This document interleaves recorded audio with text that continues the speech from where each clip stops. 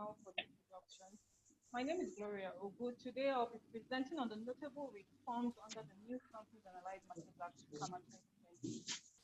In giving an outline of the Cama 2020, I'll start by saying that this new act is made up of 870 sections as opposed to 613 sections under the former act. The act is also divided into 7 parts as opposed to 4 parts under the former act. Part A deals with the composition and the powers of the Corporate Affairs Commission, CAC, while Part B deals with the incorporation of the various forms of companies registrable in Nigeria. Under Part C, we see the introduction of the registration of limited liability partnerships under the Act. Also, Part D is quite novel, which deals with the registration of limited partnerships. Under Part E, which was formerly Part B, we see provisions as they relate to the registration of business names and related provisions. Part F now deals with the registration of incorporated trustees, while Part G deals with general provisions and the establishment of the administrative proceedings. By way of introduction, I'll start by saying that the President on the 7th of August 2020 assented to the Cama bill, which was recently passed by the National Assembly. It's important to note that this new Cama 2020 is not an amendment of the old act, but a repeal. By virtue of the interpretation of Nigeria, it is deemed to have been passed the same day it was assented to. It's however worthy of note that this act is yet to be gazetted. In moving on, I'll be highlighting a few of the reforms under Part A.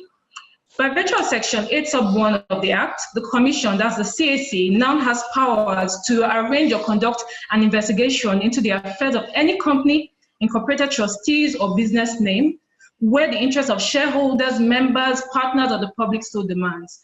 The CAC can also undertake such other activities as are necessary or expedient to give full effect to the provisions of this Act. We also see the introduction of a requirement of a 30-day pre-action notice before any action can be brought against the CAC. I'll also be highlighting some of the reforms under Part B, which is the most voluminous part of the Act. We see a very welcome development in terms of the introduction of a single-member shareholder company for private companies. We also see the introduction of the alternative to the aegis consent, where same has not been granted within 30 days for the registration of a company limited by guarantee. The promoters can now place an advert in 3 national dailies and invite objections within 28 days. Also, there's a replacement of authorized share capital with minimum share issued share capital, which shall not be less than 100,000 naira for a private company and 2 million in the case of a public company. We see that the Minister of Trade, Industry and Investment now has power to prescribe model articles of association, which allows for different models of articles for different descriptions of companies. The CAC is also empowered to, at any time before a certificate of incorporation is issued, to withdraw or cancel a reserved identical name. We see the replacement of the declaration of compliance with a statement of compliance of an applicant or his or her agent, thereby expunging the need for a legal practitioner or notary public in terms of registration of a company. In moving on, the CAC also has been empowered to withdraw, cancel, or revoke a certificate of incorporation which is deemed to have been obtained fraudulently, unlawfully, or improperly. Foreign companies under this new act can now file an application for exemption directly to the Minister of Trade. Another welcome development is that company seals are no longer mandatory for all forms of companies. Also, the introduction of electronic signature in terms of authentication and service of documents is highly welcome. Under this new act, it's important to note that a public company can now be re-registered as an unlimited company. Also, there's a requirement for disclosure of capacity by any person with significant control over a company, which now applies to all companies and no longer only public companies. The CAC is also to keep a register of such persons upon notification. We see another welcome development in terms of the provision for electronic transfer of shares. There's now a non-prohibition of a private company from giving financial assistance in case of acquisition of its own shares. A limited liability company can now also purchase its own shares, including redeemable shares. A highly welcome development is the reduction of filing fees for registration of charges to about 0.35% of the value of the charge, with a projected 65% reduction in the associated costs payable. Annual general meetings are no longer mandatory for small companies or any company having a single shareholder. Virtual meetings for private companies have been introduced. However, this must be done in line with the articles of association of such private companies. We also see under the new act that small companies and companies having single shareholders are now exempted from having their statutory and annual general meetings taking place only in Nigeria. Although already in practice, it's now codified that the CAC has now been determined to be a party entitled to receive notice of the general meetings of public companies. Also, service of notice of meetings by electronic emails has been introduced in addition to personal service or service by post. Compensation of managers of a company is now to be disclosed to the members of the company at the annual general meeting. In terms of a public company, the chairman of such company is prohibited from acting as the CEO of such public company. Public companies are also obligated to have at least 3 independent directors. We see the introduction of disclosure of multiple directorships by any person to be appointed as a director of a public company. There's also a disqualification of a director removed before the expiration of his or her tenure from becoming the director of any other company. There's a prohibition of a person from being a director in more than 5 public companies at a time. Another exemption under this new act, under Part B, is the exemption from the appointment of a company secretary for small companies alone. However, for public companies, the company as well as its directors are now liable to a fine for failure to appoint a company secretary. This new act also offers special protection for directors' information, particularly information on residential address. Public companies, although already in practice as well, are now mandated to keep their audited accounts displayed on their website in addition to hard copies. Public companies' accounting statements must now include a statement on changes in equity. A small company under this new act is defined as a private company with a turnover of not more than 120 million naira and a net asset value of not more than 60 million naira. We also see more exemptions for any company having a single shareholder from appointing the auditors at the annual general meeting has been introduced. Also, exemptions for preparing audited financial statements where a company has not carried on businesses in corporation or is a small company. It's however important to note that insurance companies and banks do not fall under this exemption. Further exemptions include the exemption from filing of annual returns for companies with single shareholders. The failure of a company to file its annual returns for a consecutive period of 10 years is now the ground for striking of the name of such company from the company's register. Companies are now mandated to publish lists of unclaimed dividends in 2 national dailies and attach the list to the notice of the next AGM. Dividends that are unclaimed for a period of 12 years can now be included in the profits that should be distributed to the other shareholders of the company. It's important to note that under this new act, a company can now be wound up by the court where the condition which necessitated its existence or operation has ceased to exist. In terms of business rescue, we see the introduction of voluntary arrangements, administration, and netting under the new act. The threshold amount upon which a creditor can now present an application for winding up of a company has been increased from 2,000 naira to 200,000 naira. Also, we see that this new act now defines the qualification of an insolvency practitioner to include a person who has obtained a degree in law, accountancy, or any other relevant discipline from any recognized university or polytechnic with a minimum of 5 years post-qualification experience in matters relating to insolvency and a certificate of membership issued by the Business Recovery and Insolvency Practitioners Association of Nigeria, also known as BRIPAN, or any other professional body recognized by the CAC. Also, under this new act, the classes of persons who can now apply to the court for winding up of the company has been expanded to include the directors of such companies. In terms of the audit committees shall now consist of 5 members, comprising of 3 members and 2 non-executive directors. All members of the audit committee are to be financially literate, and at least 1 member shall be a member of a professional accounting body in Nigeria established by an act of the National Assembly. As I stated earlier, we see novel introductions under Part C and Part D. Under Part C, we see that now limited liability partnerships, also known as LLPs, are now registrable at the CAC, which was formerly not obtainable. Partnerships under the LLPs are to be governed by a limited partnership agreement, which is to be filed at the CAC. There's also the introduction of the provision of foreign limited liability partnerships. Under Part D, we see that limited partnerships are also registrable at the Commission. A limited partnership is to not consist of more than 20 persons and is to consist of one or more for the debts and obligations of the firm and one or more persons called limited partners. Moving on, I'll be highlighting a few of the reforms under Part F as they relate to incorporated trustees. Under this new act, Section 824 now provides for classification of trustees according to their aims and objectives. We also see the introduction of measure of incorporated trustees, whereby incorporated trustees with similar objects can now seek to be merged. Although quite controversial, Section 839 of the Act empowers the CAC upon obtaining an order of court and subject to the minister's approval to suspend the trustees of an association and appoint an interim manager to manage the affairs of such association where there is or has been misconduct in the management of the affairs of the association, or where it is necessary or desirable for the purpose of protecting the property of such association, or where its affairs are being run fraudulently or for public interest. The CAC also has power now to direct the transfer of credit in dormant banks of incorporated trustees.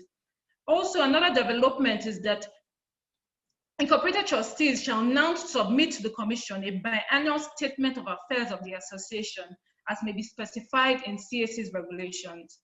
In rounding up, I'll be highlighting a few of the reforms under Part G. We see a welcome development in terms of CTCs of electronically filed documents now being admissible in evidence. Also, like I stated earlier, the establishment of an administrative proceedings committee has been introduced under this new act. It's important to note that the person or association of persons shall not carry on business in Nigeria as a company, limited liability partnership, limited partnership, or under a business name without being registered under this act. Thank you very much for listening. Discussing corporate insolvency framework under the new Cama. And essentially what we will try to do is to give you an idea of the journey in terms of the reform that has occurred with the new Cama and what it has ushered in terms of a more robust and modern insolvency framework that will allow for both liquidation of companies that are not healthy at all and rescue of businesses that have still good fundamentals and should be allowed to have a new lease of life in the system. Cama is the principal legislation regulating corporate insolvency in Nigeria. There are other special legislation, but of course the focus of this webinar is on Cama. The concept of insolvency is one that is used in relation to financial difficulties that a company will have in terms of meeting its financial obligations to different third parties.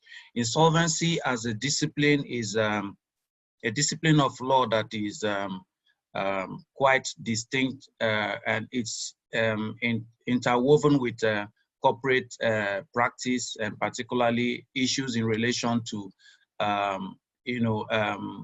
the health of a company as a going concern and the possibility of actually bringing the life of that company to an end.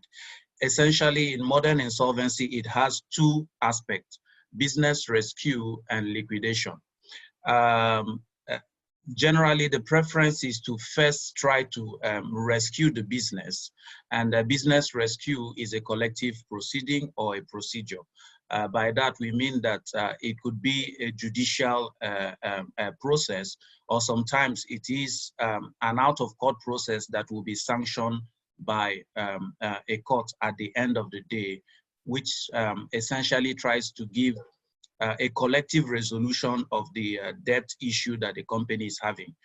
In business rescue, you provide a period of protection for the company from creditors' claim, which in effect also provide a good framework for ideal debt resolution for the debtor company, since that protection allows the debtor to focus on making a proposal, working with its stakeholders and experts to propose the best way to actually bring that company back to a place of making profits, or at the very least having a profitable realization of the assets of that company, or a reorganization of the business of that company. There are different business rescue vehicles in insolvency, and I've listed some of them and asked the question, but I will leave it for you to decide at the end of this presentation to know what you can call a business rescue vehicle in insolvency. In terms of the table of content, we would be discussing briefly the old framework, the Cama before the new Cama 2020, and the recasted framework, which essentially has achieved three broad major aspects of reform for insolvency. One, which is the regulation of the profession itself. Two, which is the introduction of new actually business rescue procedures that were not really available under the old Cama. And then the issue of netting, which deals with capital market and financial contract, and a legislation focus by the government to give a priority to claims that arises from financial contracts. The old Cama was ineffective in terms of the framework, and uncertain in terms of protection and enforcement of creditors' right, even within the context of insolvency, because there were rather some inconsistent procedures, even in terms of ranking of claims, which is a principle that is very important in insolvency, because insolvency is a statutory regime that seeks to achieve an orderly resolution of the claims of creditors, and different categories of creditors come into view. Now, in the old Cama, the old law is pro-receivership and pro-liquidation. And there's almost no business rescue culture, but for the fact that in practice, practitioners have had to use the arrangement and compromise scheme that is available under the old law as a tool for business rescue, even though in itself it is a neutral tool that can be used in insolvency or even during the solvency of the company to achieve a restructuring of the company. There was no versatility in terms of the insolvency and restructuring tools. There was no voluntariness, no initiative or proactiveness or cooperation that was sought from the corporate debtor, who essentially was muzzled under the former framework. The former framework essentially was focused more on involuntary procedures, where the debtor did not have much of a say, and therefore it was not business rescue friendly. Also, the only business rescue tool that was available then, which I've mentioned, which is arrangement and compromise, did not have a moratorium feature or any incentive to avert race to collect by different creditors going to court, or looking for extrajudicial means to resolve insolvency. There was also no informal recognition of a business rescue, nor even much development from the side of certain key sectors like the financial industry, whereas in other jurisdictions, these are key institutions to promote informal workouts, corporate workout. And also, the last point is that under the old Cama, you had weak implementation of institutional and regulatory framework. So in the old Cama, we have as insolvency procedures, receivership and managership. We have arrangement and compromise, and then we have winding up stroke liquidation, which could be a winding up by the court, a voluntary winding up, or a winding up under the supervision of the court. In receivership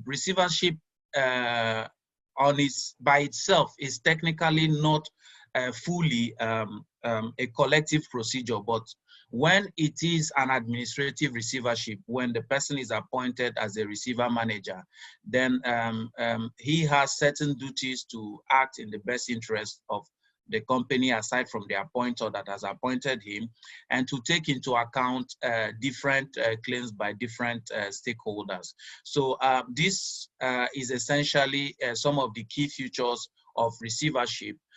Because of time and insolvency is quite a huge aspect of law that cannot be spoken about in 15 minutes. I would skip that, bearing in mind that also the materials will be available. But quick feature about the main key collective procedure that is available under the old Cama, which is a winding up. As I've mentioned, there are 3 modes of winding up. The key one being the winding up by the court, which is an involuntary process where a creditor usually will go to court and make a claim that the company is unable to pay its debt. And when that is the case, the jurisdiction lies in the Federal High Court. So nothing much has changed in this area other than the numbers of the provisions under the new Cama. We also have the old tool of scheme of arrangement that I mentioned under the old law. An arrangement is essentially a change in the rights or liabilities of classes of company stakeholders or in the regulation of the company itself. Whereas a compromise concerns more an arrangement between the company and its creditors. So an arrangement in itself is more internal, whereas the compromise is more of an external form of interaction between the company and its creditors. Under the old law, you had the scheme under section 538, which is a solvent scheme or solvent restructuring scheme, which allows a restructuring through a member's voluntary liquidation and the sale of assets, the assets or undertaking of the company. Then you have another model, which is the section 539 court sanction scheme of arrangement between the company and its creditors. The key features about that procedure is the fact that it has to be assessed by the Securities and Exchange Commission in terms of its fairness. And the advantage that it has is that it can achieve a cram down of some dissenting creditors if a qualifying majority of the creditors and stakeholders, the classes of creditors, accept the schemes that has been proposed by the company. So as a business restructuring tool, it's a very versatile and neutral business restructuring tool, as I mentioned, which can be used in solvency and in insolvency. And it provides a platform for alteration of creditors' rights. It provides even a platform for alteration of rights of equity holders. It gives flexibility in terms of the different type of business schemes that you could use to achieve the restructuring that you would want for it. I will discuss about it again under the new Cama, so I will skip on these, but I will just say that one of the major issues with arrangement and compromise, at least under the old law, is the fact that there is no moratorium available to the debtor company. What that means is that any creditor can go to court and either start a case or start a liquidation or a winding up, and in that case, that will compromise and completely undermine the efforts of business rescue, as the case may be, that the company was trying to achieve through the proposal of a scheme. So, but in the new law, you would find out that there is an innovation that has come in, which is the fact that it provides, it tries to address the gap in terms of the issue of moratorium, and actually provides a 6 months scheme moratorium from the commencement of the scheme under Section 717. The issue of fairness of the scheme and the role of SEC is retained.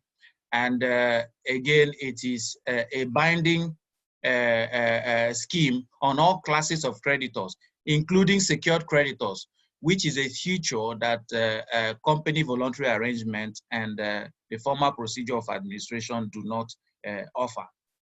The additional feature of reconstruction emphasizes the usefulness of this tool for business restructuring under issues relating to internal restructuring, particularly equity restructuring within the company.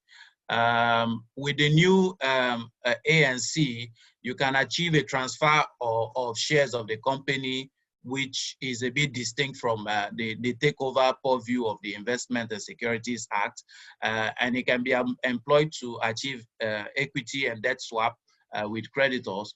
It can also be employed to achieve assets and debt swap. It can be used to achieve a dissolution of the company without winding up per se. And it can be used also for a merger or for reduction and cancellation of shares. In terms of the tax implication, it's essentially neutral. So the new normal under the Cama 2020 is the fact that there is regulation of the insolvency practice. There are provisions for more business rescue options.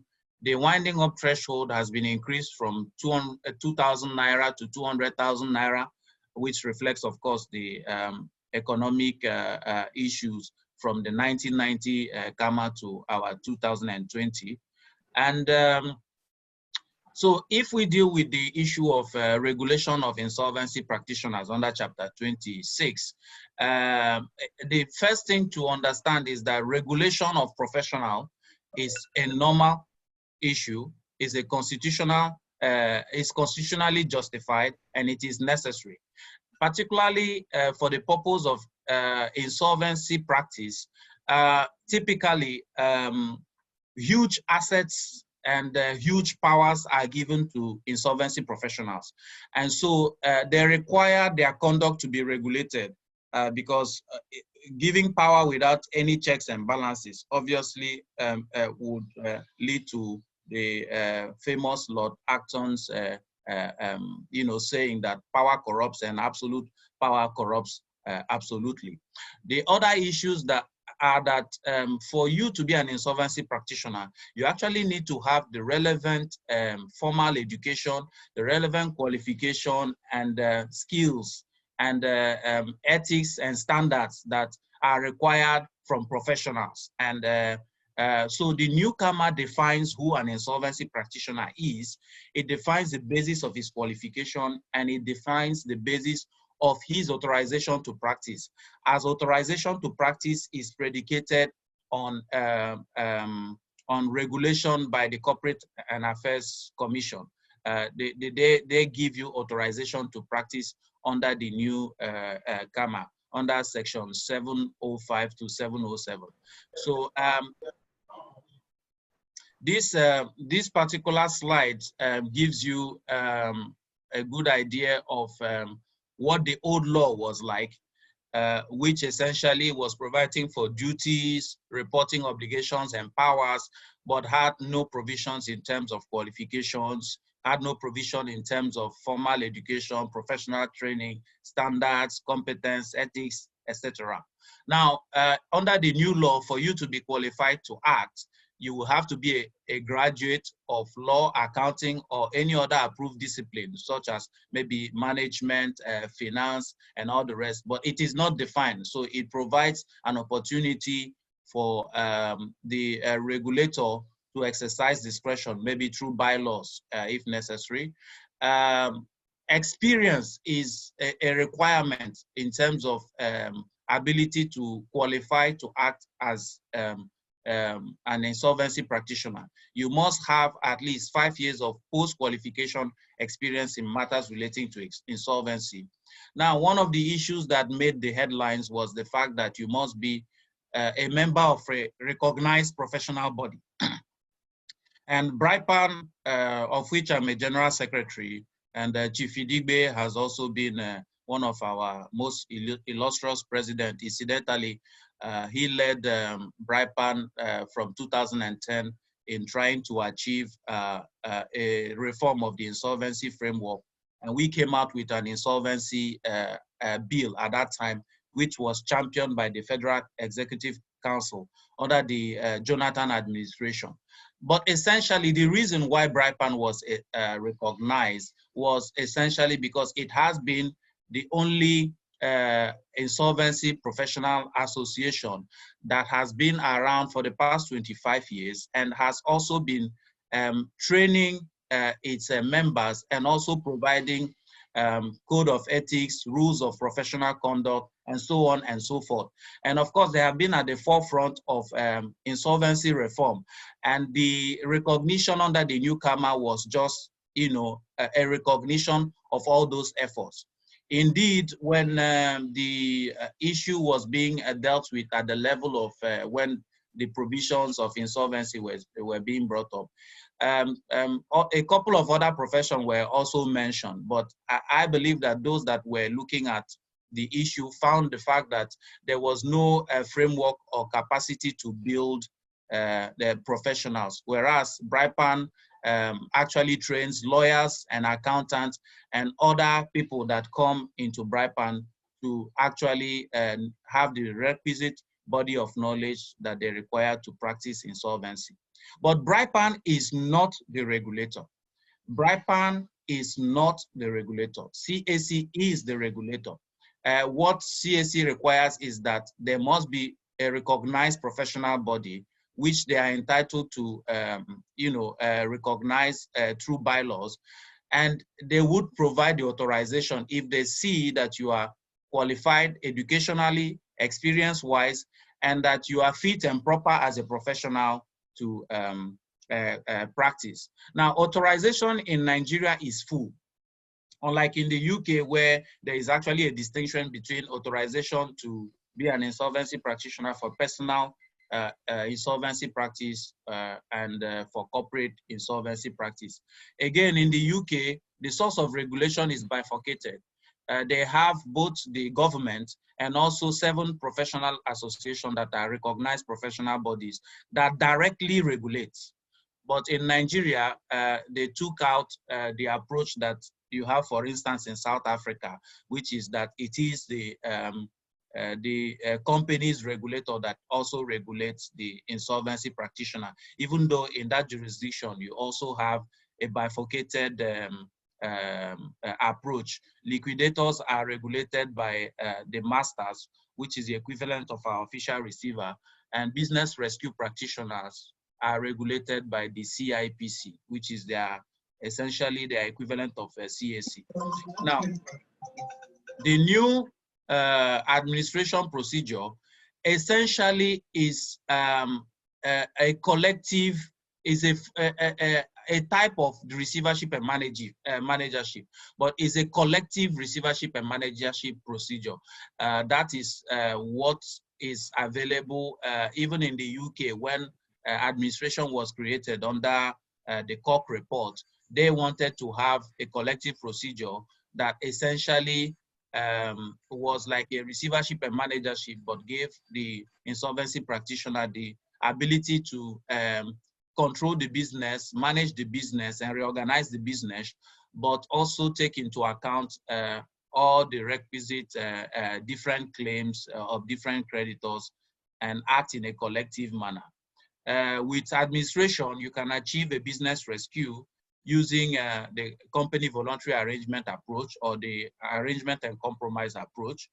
You could achieve a more profitable liquidation than just going for a direct liquidation by running the company first as a going concern and trying to achieve a better result than a direct liquidation. You could also use it to achieve a carcass approach, which is to hive off the viable aspect of the business to another SPV or a third-party company and sell the business essentially and leave a carcass that will be wound up. Administration's purpose, the key features of an administration is the fact that it leads to a change of control. The insolvency practitioner takes over the management of the company and is entitled to remove the directors. He has the protection of the court. He's even entitled to appoint or remove employees.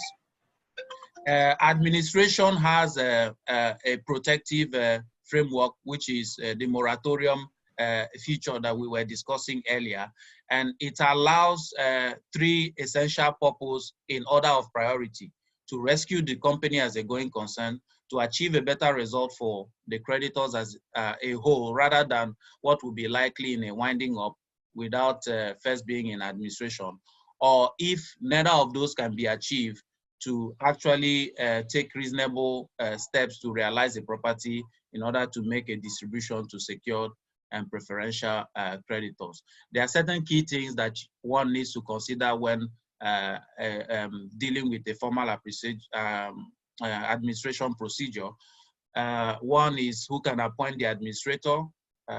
Directors and the company can do so. The holder of a floating charge can do so.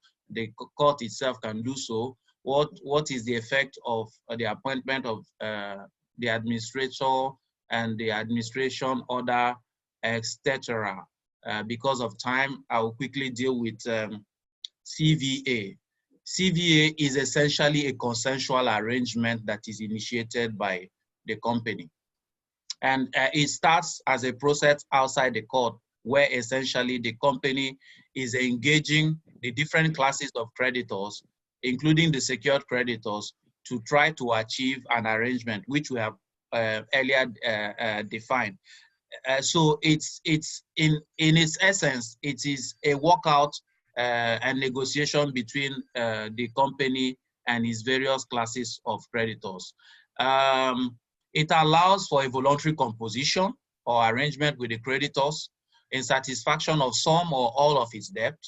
The directors of the company, the liquidator administration, may make a CVA proposal. The insolvency practitioner that is appointed in a CVA is known as a nominee or a supervisor, depending on the stage of the company voluntary arrangement. If it is sanctioned by the court, he becomes a supervisor and will supervise the arrangement or scheme that has been achieved. Now, the administration allows for the appointment of an insolvency practitioner.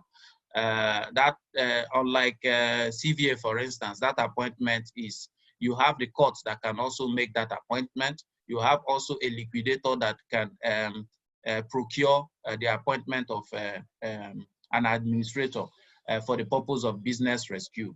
As I earlier mentioned, the administrator will take control of the company's assets, its management and operation. And for 1 year, you will have a moratorium which can be extended.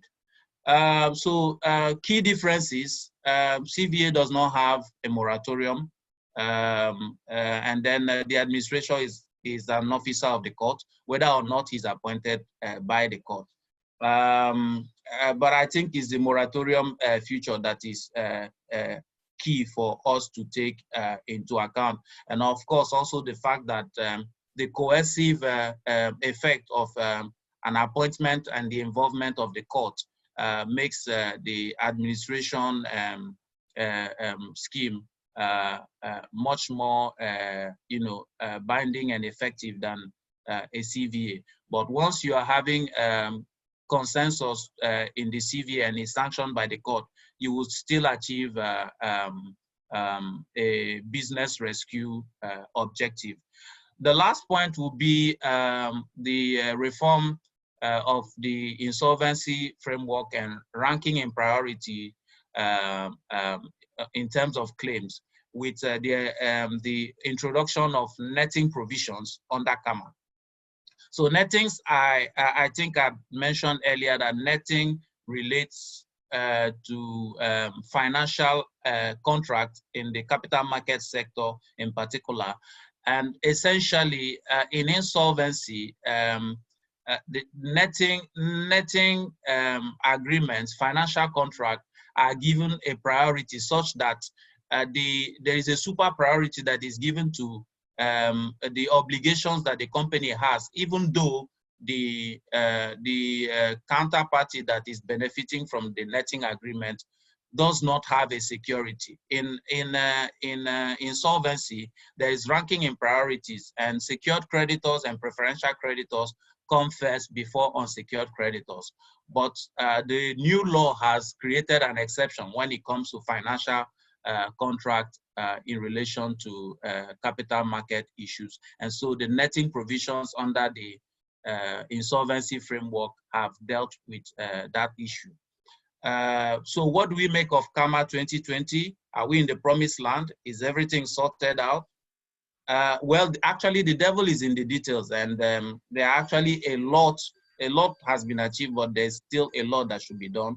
So, for instance, our system remains quite territorial, and there is no cross-border insolvency framework that has been created under this new law.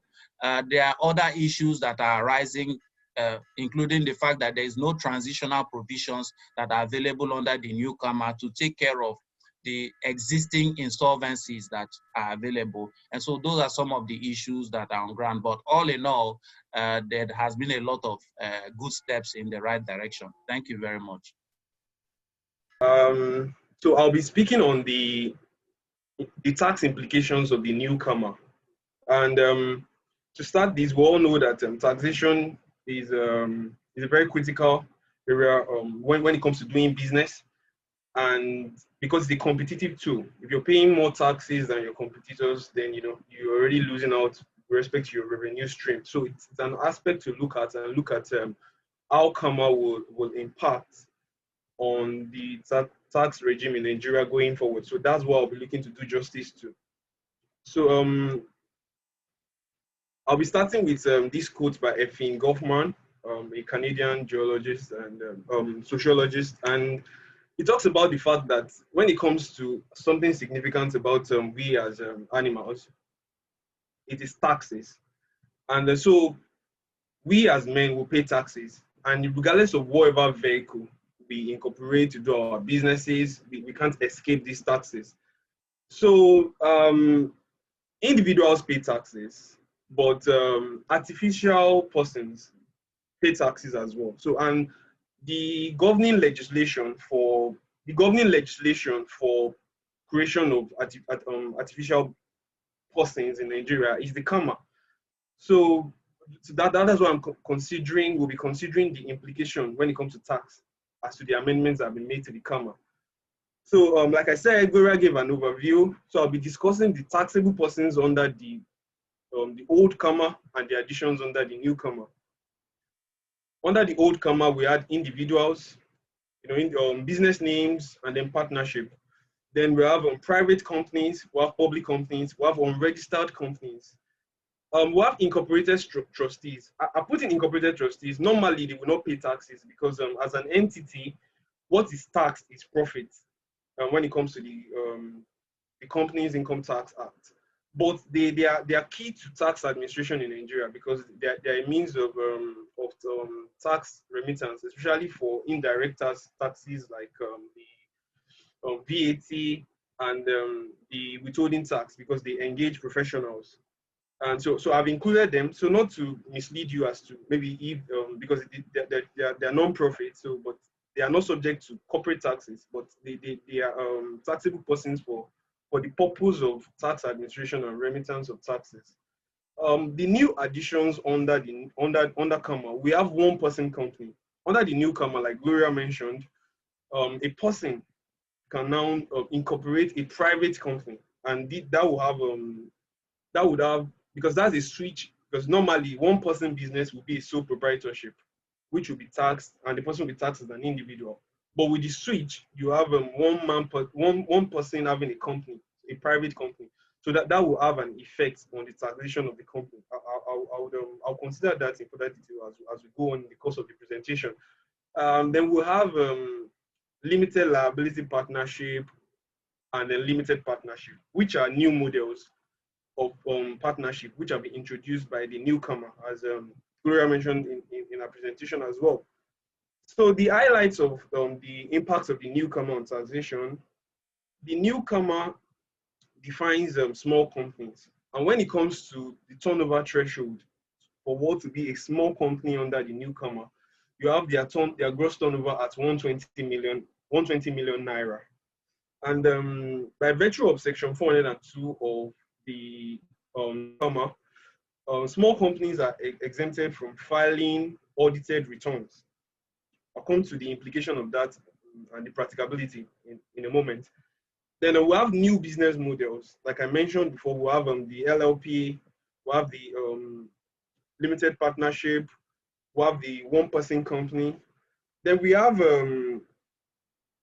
provisions which might impact on tax administration. Tax administration relates to the means of collection of taxes and the cost implications and all. So we have provisions that I believe that have been are in the newcomer, which would aid the tax authorities in administering tax in Nigeria. An example is that public companies are now required to display their audited accounts on their websites. So this will aid tax audit and investigation for the tax authorities. Then we'll have provision on disclosure of persons with significant control and beneficial ownership.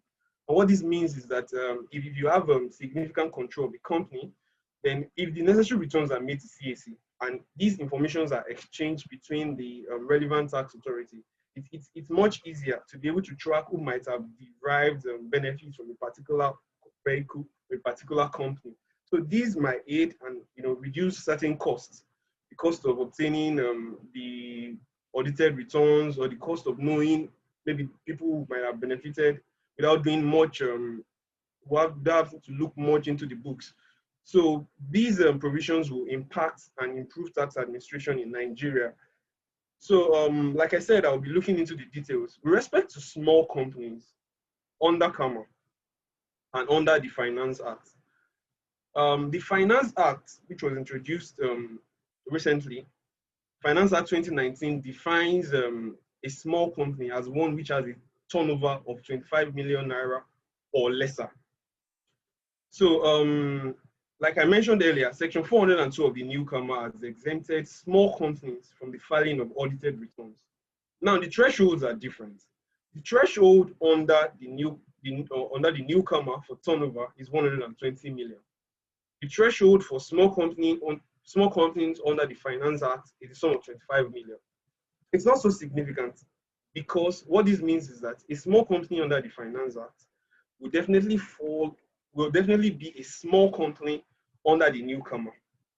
So what this means is that a small company under the Finance Act, when it is filing, so the implication is that will the small company need to file an audited return? There's an exemption under the newcomer, but with this, is this exemption practicable? Because by virtue of section 55 of the Company Income Tax Act, all companies, including even foreign entities that are generating business income in Nigeria, are required to file their audited statements. So for the purpose of tax, for determining their tax liability. So if under Cama, they are not required to file audited returns, but for the purpose of filing their taxes, they will have to file their audited statements. Then this exemption under Cama that has been introduced might not be practicable.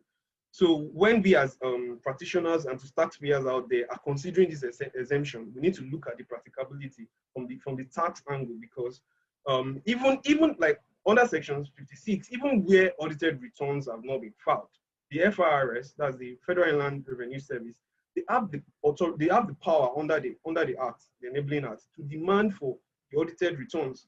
So it's an issue of practicability, and going forward, we might have to look at this because it might not really be practicable, even though the exemption exists under the newcomer. Then I'll move on to the new taxation partnership models. So for instance, the LLP and the LP are like a deviation from the general partnership, what all used to obtain. you could register, before you could register business names, partnership as business name with CAC.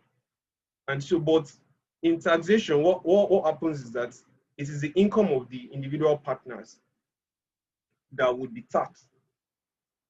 But now, by virtue of the new Cama, the new taxation partnership models that are being introduced have been accorded separate legal personality. So they are more like a company, in the sense that section 756 of the new Cama provides that these new entities will suffer things as body corporates may do and suffer. So, and if we look at this by inference and by implication, this will mean that these new partnership models will be subject to tax in the same ways as companies, and that means that their taxation will now be within the ambit of the Federal Inland Revenue Service, as opposed to the relevant state authorities that administer taxes for individuals in Nigeria, like it used to obtain. So that is the key implication. And what will come out of this is that there are several concepts when it comes to okay, but this departure from the general taxation of partnership, it's not novel globally, because when you look at certain jurisdictions, you have like the United States, where LLPs are subject to corporate taxes. That's 5%. So I'll be looking at the implication of this switch, and one of them is that like I mentioned, that the FRS will now be responsible for administering taxes for these partnership models. And what this will entail is that they will have to file corporate returns.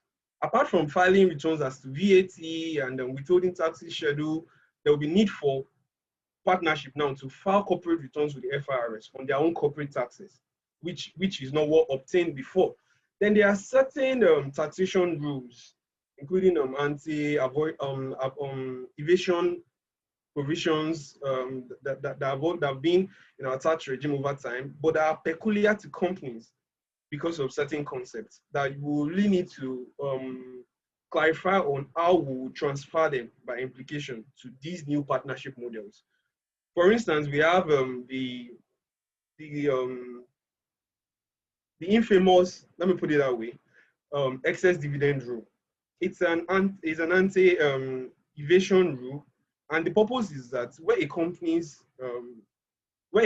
total profit is less than the dividend it has redistributed, it has distributed to its members, the dividend will be taken as total profit and be taxed, and the usual 30% will be applied. Now, when it comes to partnership, the concept of partnership, the concept of dividend, you can't really place it directly in a partnership, even though it's profit sharing, but it's not the same as dividend. So, it will be very interesting to see how this rule will play out. Most likely, because the definition of dividend under the company income tax contemplates and captures any form of profit sharing in that entity to its members. But that might not really be applicable here, because with companies, once dividends are taxed, it becomes franked investment income, which is not subject to further tax, because withholding tax will be paid on the dividend before its remittance to directors or to members. So, but in the general partnership model, you already have the profit that is being shared being subject to further tax in the hands of the individual partners. So, like has been mentioned, the implementation of the law has not commenced, but it will be interesting to see how this particular rule will fit in and how it will play out. Then we'll have the minimum tax computation. In respect of these, I would say that under the Finance Act, before the computation of minimum tax used to take into consideration the share capital of a company. But under the Finance Act, the computation is now down to the turnover. So with the benefit of hindsight, it will be interesting. We're able to see the reason why this change was made, because if you look at this taxation, the the partnership model, it is easy to now apply the minimum tax computation to it because it is just 0.5% of the turnover. Then there are several exemptions and reliefs introduced by the Finance Act. And the crucial one for the tax regime in Nigeria is the introduction of the proportional tax regime, which has now divided companies into small, medium, and large. Like I mentioned earlier, when it comes to small companies, the turnover is 25 million or lesser.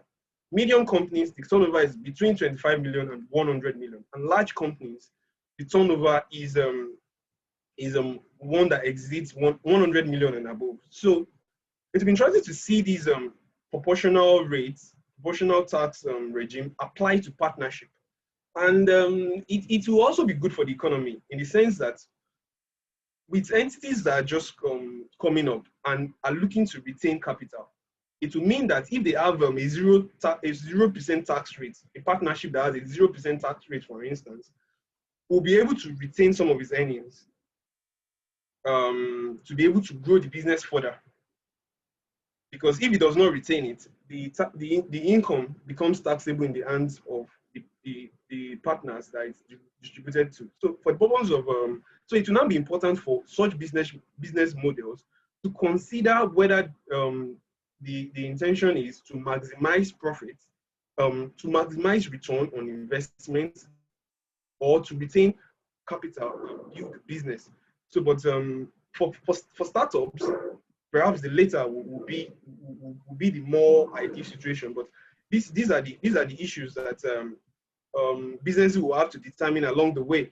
So, and then another implication is that you have the withholding taxes rate. When it comes to withholding tax, it's a prepayment for companies and entities. So, but there are different rates for companies and individuals.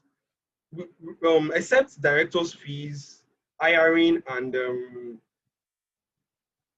dividends, the withholding tax rate for individuals are 5% generally. So, the partnership prior to the introduction of the finance of the newcomer would pay 5% as withholding tax. We're subject to 5% as withholding tax.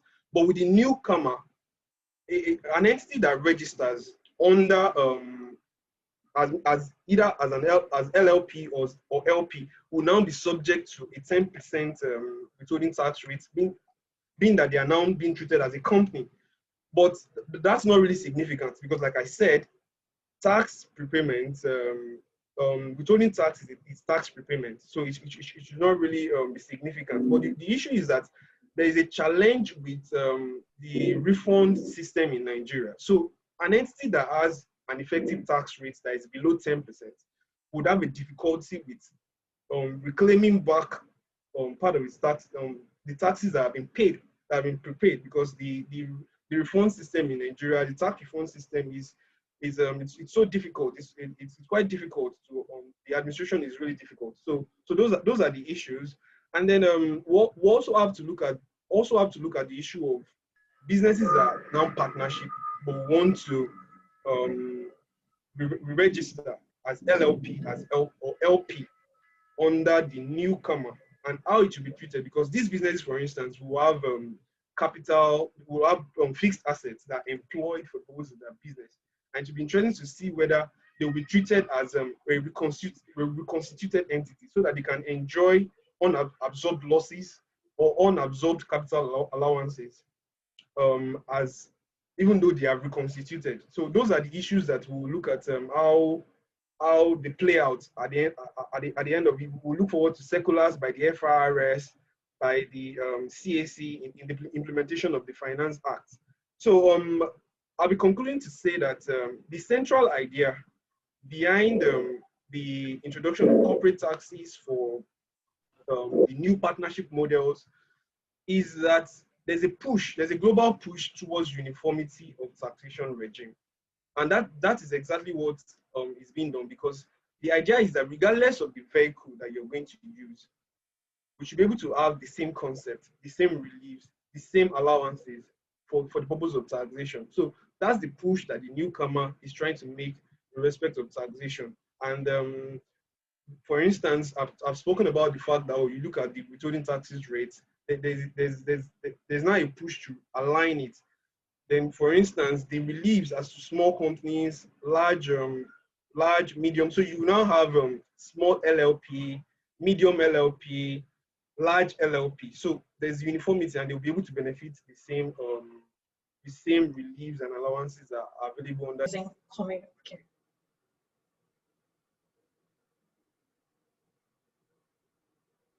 So I would like to first and foremost state that the Cama 2020 and the entirety of the Act basically represents the ground norm, the corporate governance ground norm for Nigeria.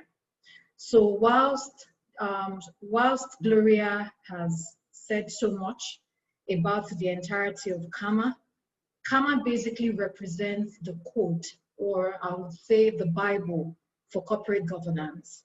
You know, when you look at from registration of companies to taxation to insolvency, you know, to post incorporation and all of those things, they are all like nitty bits of corporate governance, because all these laws regulate how a company should be run and how a company should be dissolved. So the outline for my presentation today talk about the introduction, the anatomy of the concept of corporate governance, the history of corporate governance in Nigeria, understanding corporate governance, understanding the Companies and Allied Matters Act 2020, the Cama 2020 provisions on corporate governance for incorporated trustees, and conclusion. So I'll move swiftly to the introduction, which I'll sort of explain briefly at the start of my presentation. It is basically on imbibing good corporate governance. You know, the corporate governance framework, you know, encourages ease of doing business, and it is very important for shareholders, both minority and majority shareholders, to have an understanding of specific corporate governance laws as created by this new Cama. So over the years, the subject of corporate governance has changed in form and structure, but its message has remained the same.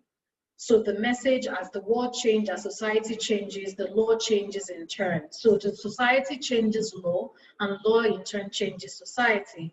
So corporate governance has changed in form and structure, and given all the economic crisis of 2008 and the early 90s and some of the other financial situations the countries of the world have been through. So it was important to, you know, make stronger corporate governance rules on accountability, on responsibility and integrity.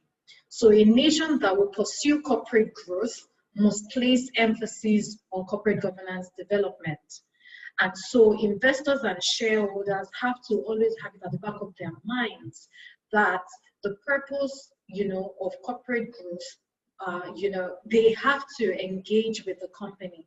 They have to understand the tone of the company they are in and how they can influence and change the atmosphere of the company to ensure that corporate governance is developed, right? So they have rights, they have shares in the companies, and they have to find ways to penetrate or to ensure their voices are heard, you know, in the companies they are shareholders in. So certain key provisions of the new Cama, which relate to corporate governance, have emphasized the tenets of corporate governance, and the purpose of this presentation is to discuss these provisions. I'll briefly talk about the anatomy of the concept of corporate governance. You look at policies and procedures, you look at the board of directors and committees. Most board committees, you have the audit committee, which is a statutory committee, you have the nominations or governance committee, and you have finance committee. You know, all of these committees work together to ensure the synergy and the process and the structure and the eventual success of a company, you know, the legal and regulatory frameworks and the various corporate governance rules and codes depending on the regulatory organizations a company is under. So say for NICOM regulation, the NICOM Commission regulates the the insurance companies, and also for banks as well. You have regulators for banks and other distinct industries. So, and one of the tenets of corporate governance, and one of the intentions of having corporate governance frameworks, is to ensure transparency and accountability.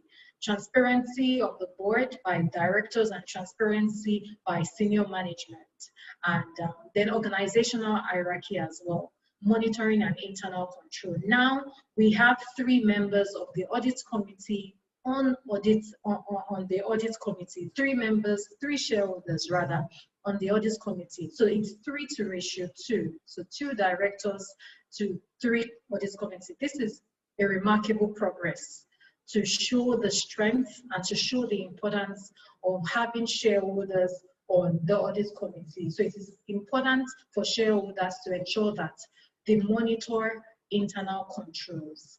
All of these things are very crucial in a company's success and overall progress and longevity. Corporate governance in Nigeria. I'll just make a brief history. Corporate governance dates back to the 16th and 17th century, and it's continued to metamorphose and reshape corporate structure and corporate expectations. So the 2001 Enron saga, which was about fraud and corruption and how companies' accounts and documents were fraudulently manipulated, evoked the need of the world to set higher corporate standards, higher corporate governance thresholds, like ensuring adequate financial reporting, transparency amongst company management personnel and board, identifying shareholders and directors of corporate organization, introduction of dynamism in board structure, diversity of board members, and balance of power amongst different corporate stakeholders, shareholders, investors, and so on.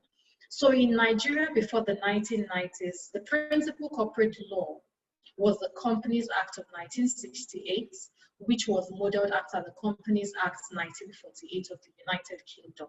But before we knew it, different laws needed to transition to take into consideration the happenings in the society. The Companies Act of 1960 was then reviewed and replaced by the famous and long-standing Companies and Allied Matters Act 1990, which was consolidated in 2004 as Laws of Federation of Nigeria.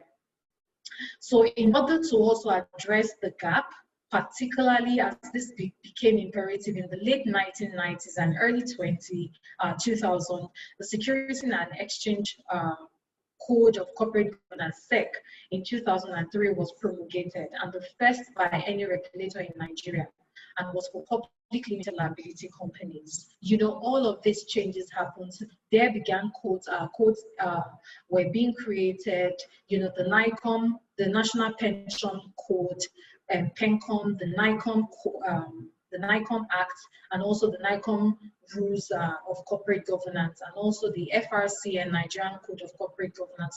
All of these things were created to ensure that, issues do not fall through the cracks of company processes, and issues are adequately monitored.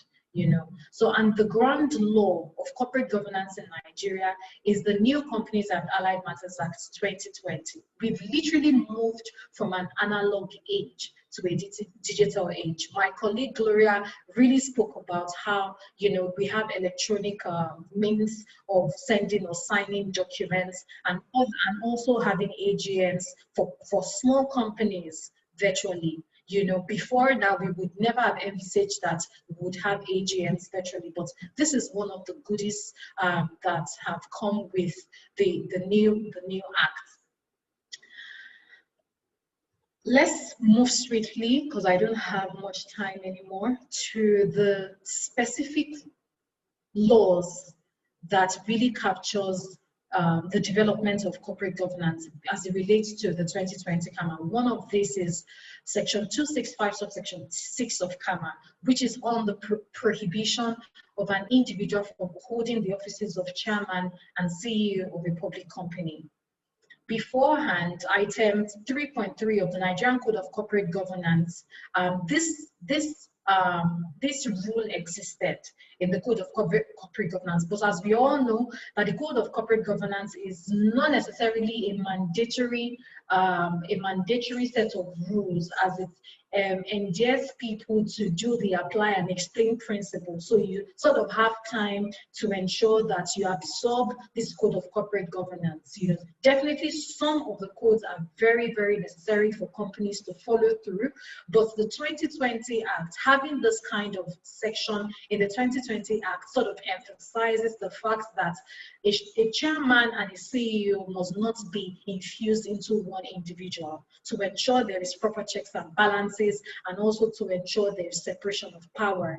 You know, all of these are very, very important, because the chairman is meant to have oversight functions on the companies, while the CEO is meant to sort of have more of detailed operational and very day-to-day running of the business. So fusing these two individuals into one office, or fusing these two offices into one individual, can be detrimental to the growth through the concept and the spirit of accountability, integrity, and integrity in the company. So the second rule, or the second law I would like to note here, is the provision of independent directors. So as it used to be in said Code of Corporate Governance for public companies, you know, only a minimum of one independent director is needed for companies, and that independent director must not even have more than 0.1% of the company's shares. But in the new law section 275 of Cama has made provision for 3 independent directors, minimum of 3 independent directors on the board of public companies. And this is to ensure more transparency, more questioning of the board, and also management, most especially on how the company is run, basically for the benefit of shareholders, both majority and minority shareholders, and also for longevity of the business.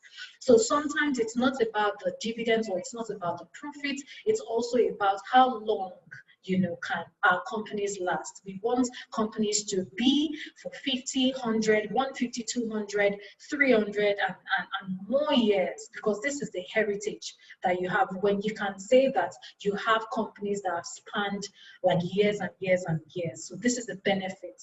You know, the benefit is that the company is more enshrined. You know, people have something that they can call their own. You know, like all of these things are very, very important.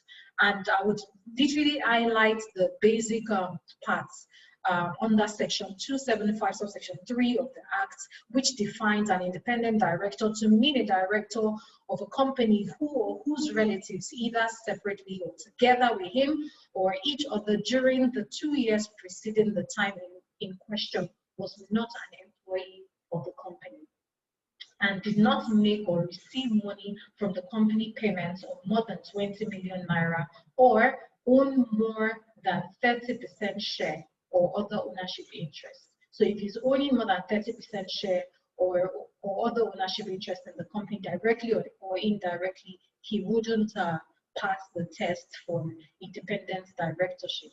You know, and also did not own directly or independently, okay, I think I made mention of that, and was not engaged directly or indirectly as an auditor of the company. To move swiftly, I'll talk about audited accounts to be displayed on the company's website. Some companies have been doing this, while some others haven't. But if you're a public company, it is very important. And if you're shareholders on public companies, it is very important to pay attention to section 3746 of Cama, which emphasizes the needs for audited accounts to be displayed on companies' websites. You know, it's very beneficial. It shows transparency. Investors can come up to the websites of companies and actually see that, okay, they can track a company's audited financial statements for the past 5 years, for the past 10 years. You know, it shows transparency, and members or shareholders should ensure that they push for this in their company, so as to be able to compare where the company was and where it is currently, and sort of project it to where the company would go in future. So the other point I'd like to make is the disclosure by persons who hold significant control in a company. It is very important for people or persons who hold significant control in a company to disclose such control. And all affected companies must inform the Commission within 1 month of receipt of the information. So it's very important if you're holding over 50% of shares or 51% of shares in a particular company or any weighted shares, it is very important to disclose that. And also multiple directorships. Beforehand, directors used to be on, say, the board of many companies as they probably would like. But in the Companies and Allied Matters Act 2020, specifically Section 278 of Section 2, a director must not be on the company of not more than 5 public companies. So if a director is on more than 5 public companies, the director is already violating the ground law, the Companies and Allied Matters Act 2020. So directors should ensure that. So shareholders who are directors of public companies must ensure that they keep to the rules and to the new provisions of Cama 2020. So it mustn't exceed 5. Then the company secretary. So for private companies now, private companies do not need to have company secretaries again. Section 8 of Nigerian Code of Corporate Governance 2018 highlights the role of the company secretary, in supporting the board. The code also mandates that the board should properly empower the company secretary as well as to provide his or her performance evaluation, appointment, and removal. However, Section 330 of Cama provides that the appointment of a company secretary, like I earlier stated, is not mandatory for small companies. But it is advisable for companies to have a company secretary to ensure compliance with regulatory provisions and the requirement of the law. Another point I would like to make is prohibition of secret benefits. So Section 3131 of Cama expressly prohibits directors from accepting a bribe, gift, or commission, either in cash or kind, from any person or a share in the profits of that person in respect of any transaction involving the company. And it's also important to have a fraud policy or an anti-corruption policy that guides management and also guide board members. Benefits, this has to be declared, and also declaration of managers' remuneration. So Section 257 of Cama 2020 provides that the compensation of managers of the company should be disclosed to members of the company. So it is now the right of the members of the company to see what the managers' remunerations are. So one other major changes in terms of corporate governance was corporate governance regulating incorporated trustees. Beforehand, incorporated trustees were never really regulated like it is now under the 2020 Cama. And it is regulated now so as to avoid further misconduct or mismanagement in the administration of the association. And it is also necessary and desirable for the purpose of protecting the property of the association, because the property of the association is meant for the use and for the good of the purpose and objects of the association, not for the good of the trustees, So securing a proper application for the property of the association towards achieving the object, like I earlier stated, and also avoiding fraudulent issues. So what the law has done is to ensure or to empower a manager to be appointed in the event that there is an issue with regards to maybe the financing or the account of an incorporated trustee. However, the trustees can only do so upon an order of court and the approval of the Minister of Trade, Industry, Trade and Investment. Biannual filings of annual returns as well is also very important.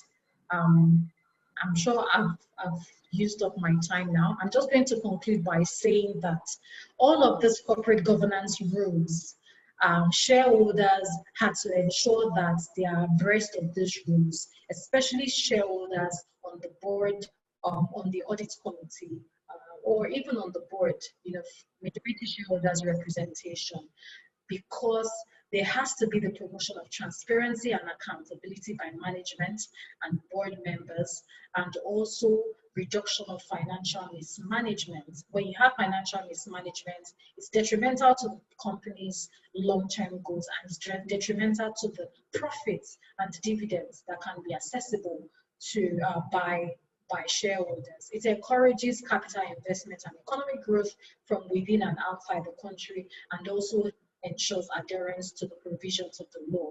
Thank you very much for having me. I hope you continue to enjoy the rest of the webinar. Thank you. I give my own perspective about those issues. So the first paper that I will be taking today deals with the role of the audit committee. And I would just have a short introduction. I will talk about the role of companies in capital development, the traditional role of audit committees in capital circulation, the composition of the audit committee, and then I'll look at the role of the audit committee beyond financial statements and internal controls, and I would consider some new pits for performance of audit committees, and then I would conclude and make some recommendations. Now, in this slide, I talk about a long history, about the history of companies, how before it was either you do business in your name or you do it in partnership. But the problem with partnership is that you are liable for everything that your partner does, whether right or wrong. So then you have the charter companies, which you get by royal proclamation by the king, or you go and get an act of parliament in order to create a company. That was how a lot of the colonization expedition was carried out. So you had the Far East India Company, you had the Royal Niger Company in Nigeria, you had the Hudson Bay Company in Canada and America, So those companies just used to go on expeditions. Some of those expeditions failed, like the South Sea Bubble was one of the ones that failed. And if those who contributed money for those expeditions were made to again pay from their savings, it was so there was a time they actually prohibited the incorporation of companies. So you couldn't form companies except you could get a royal charter. You couldn't, come together and do anything that seems similar to a company. For many years, you couldn't. So eventually, there was a lot of pressure. Some people were able to get this royal charter, whilst many people wanted to do business couldn't get the advantage of a company. So they then had to, in 1844, set up a general law that you can go and incorporate under this general law, etc. So it was a very simple procedure. Once you incorporate, you get separate legal personality and limited liability. So although those were conferred by some different laws, but the most important thing is that with the company being separate from the individual and with the liability being limited to what you agree to contribute, so that is the shares that you own. Nobody will come to your house and sell your pot or sell your chair because the company ran into difficulty. So those two things spurred people giving more money actually to companies, and then companies being able to generate more income and pay dividend, and that encouraged economic development.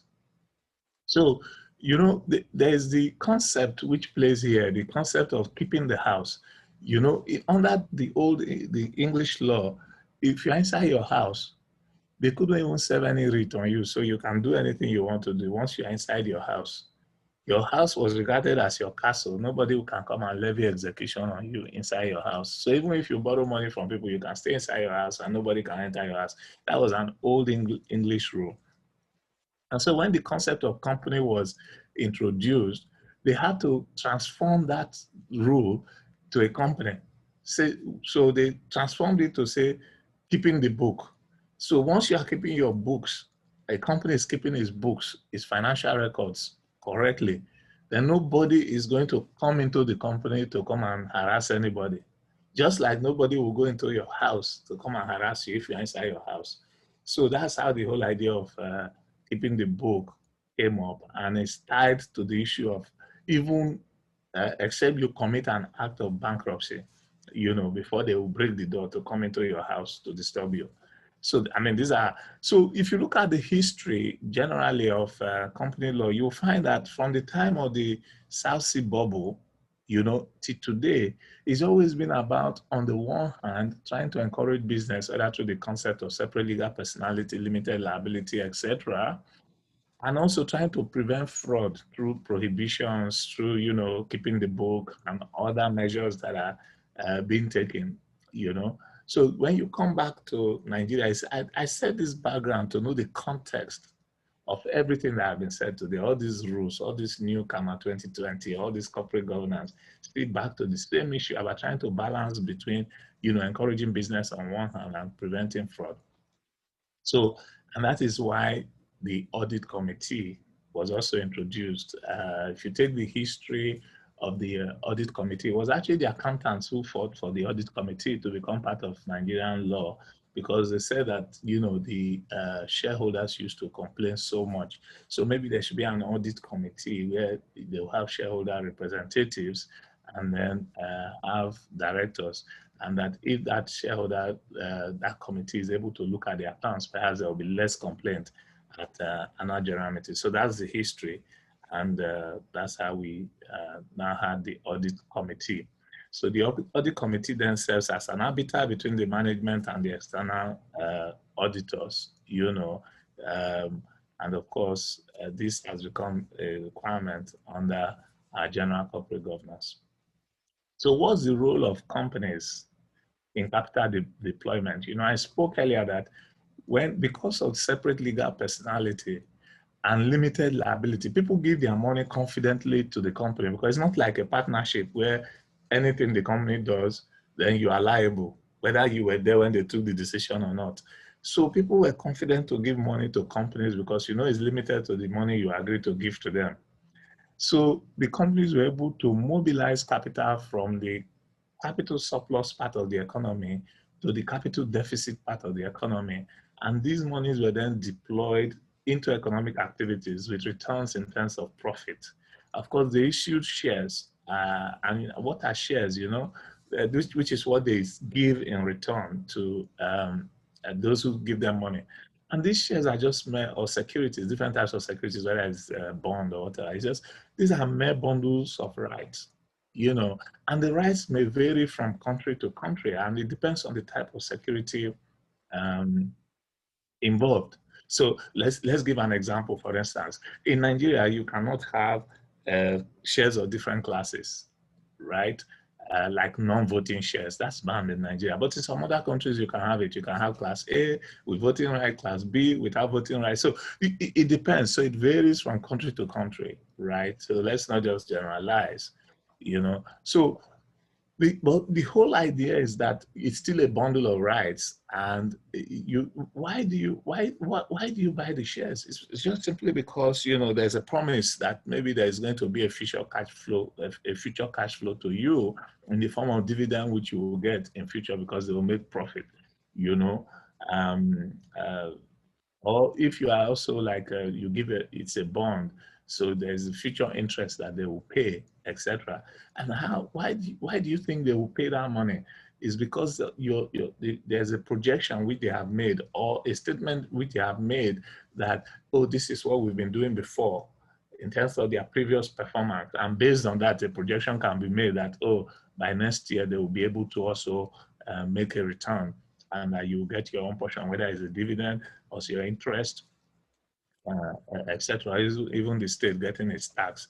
So if the information which they give to you as to their previous performance, and possibly as to their forecast as to future projection, which is also a very dangerous aspect now, because most companies don't want to do forecast anymore because of the risk and the litigation that comes out of it. But anyway, if the information which they give to you is therefore inaccurate or false or untrue, then the expectation which you have will not be realized, and you may suffer loss.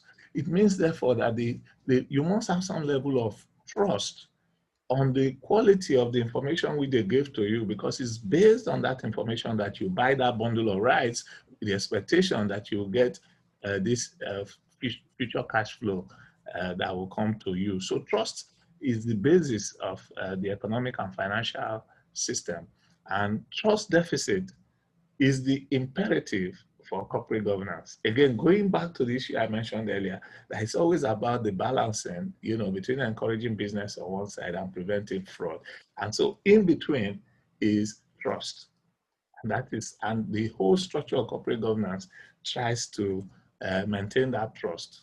So the audit committee plays that role in the circulation of capital. So you see what happens is that the capital moves from the capital surplus, and then it goes to the capital deficit. Then it comes back to the capital surplus in form of return on investment, and then goes back again. And when you talk about who are these capital surplus people, they differ. The shareholders are one, the banks are another one. They are the houses of people who provide capital for the company, and then the company gives back that capital, and the money keeps circulating. They go back again and take more, and then they pay back again, and then they go back. So it's a circle. So the audit committee fills that trust deficit role by sort of assuring, the investors that these documents that you are relying on, these figures that you are relying on, are fair. And how do they do that? By interrogating the management financial records and their controls, by superintending the external audit and internal audit functions, by certifying the financial statements through reports which are made to the meetings of the shareholders, by identifying and disclosing significant financial risks. So they have some disclosure obligations. And so you can see that the audit committee plays a crucial role in the ecosystem. Without going into the details, we then, I dealt here with, what the provisions are in Cama, essentially and I know that most ISAM members are familiar with this, so I won't waste time on it, that they review the scope and the planning of the audit requirements, they review the findings of management matters, and they are setting the accounting and reporting policies.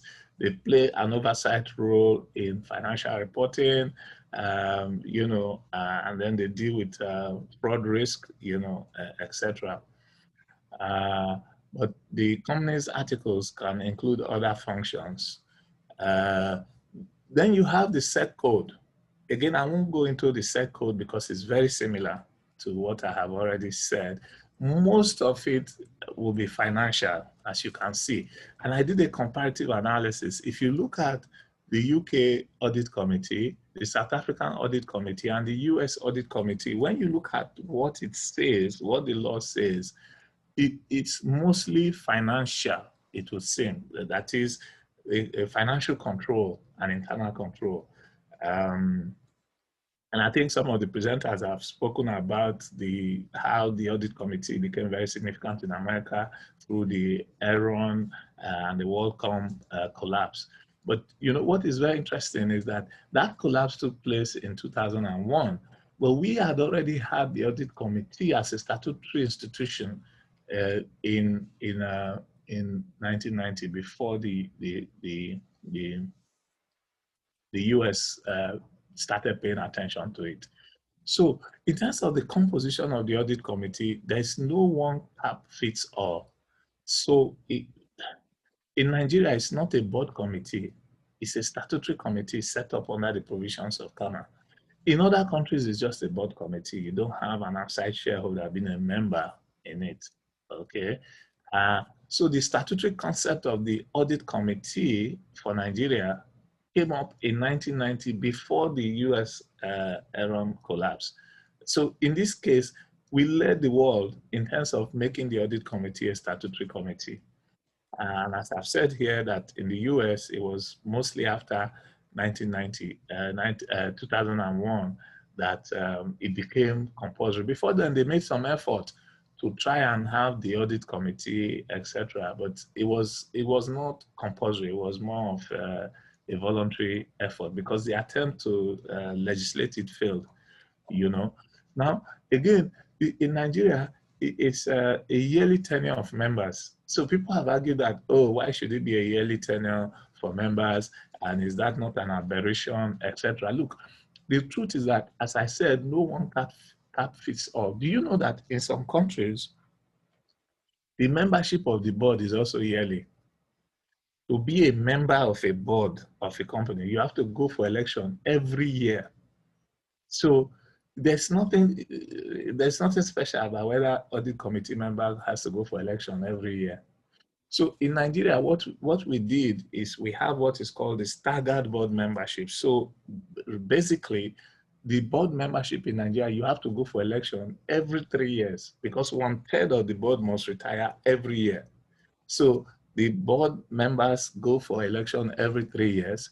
The audit committee go for every year. But in some countries, the board members go for election every year. So there's nothing special about it. But one of the things that is also special in Nigeria one is that show of hand voting. I think, there's a provision, I'm not sure that it's 249 of the new Cama, but at the show of hand voting it insulates the committee from hijack by the majority shareholders, by proxies and by institutional investors, and it sort of meets the sort of the desires of minority shareholders in Nigeria. So if you look at Cama, it has also strengthened minority shareholder control of the audit committee, of course, through what has been said of the change from equal representation of the board and the shareholders to a skewed representation where the shareholders now have 3 members and then the non-executive directors provide 2. So that's a leap forward. So clearly there's control vested now in the shareholders over the audit committee. So the comparison is what I have done, the essential. The other requirement, there's been a lot of tension going on before this law that, look, these shareholders don't have the financial literacy. So, they don't bring value. That is the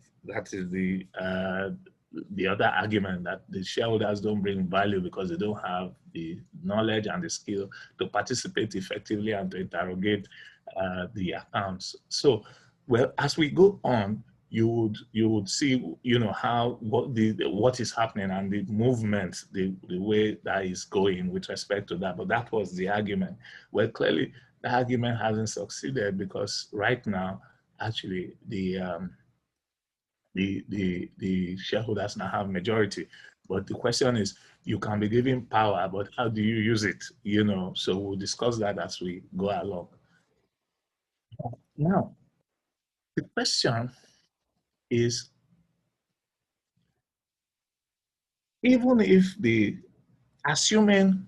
assuming this outside shareholder, because the argument, my argument is that the audit committee cannot restrict itself to financial controls and internal controls only, as we have seen from all the law that I have mentioned. And my argument is that the audit committee must go beyond financial statements and financial controls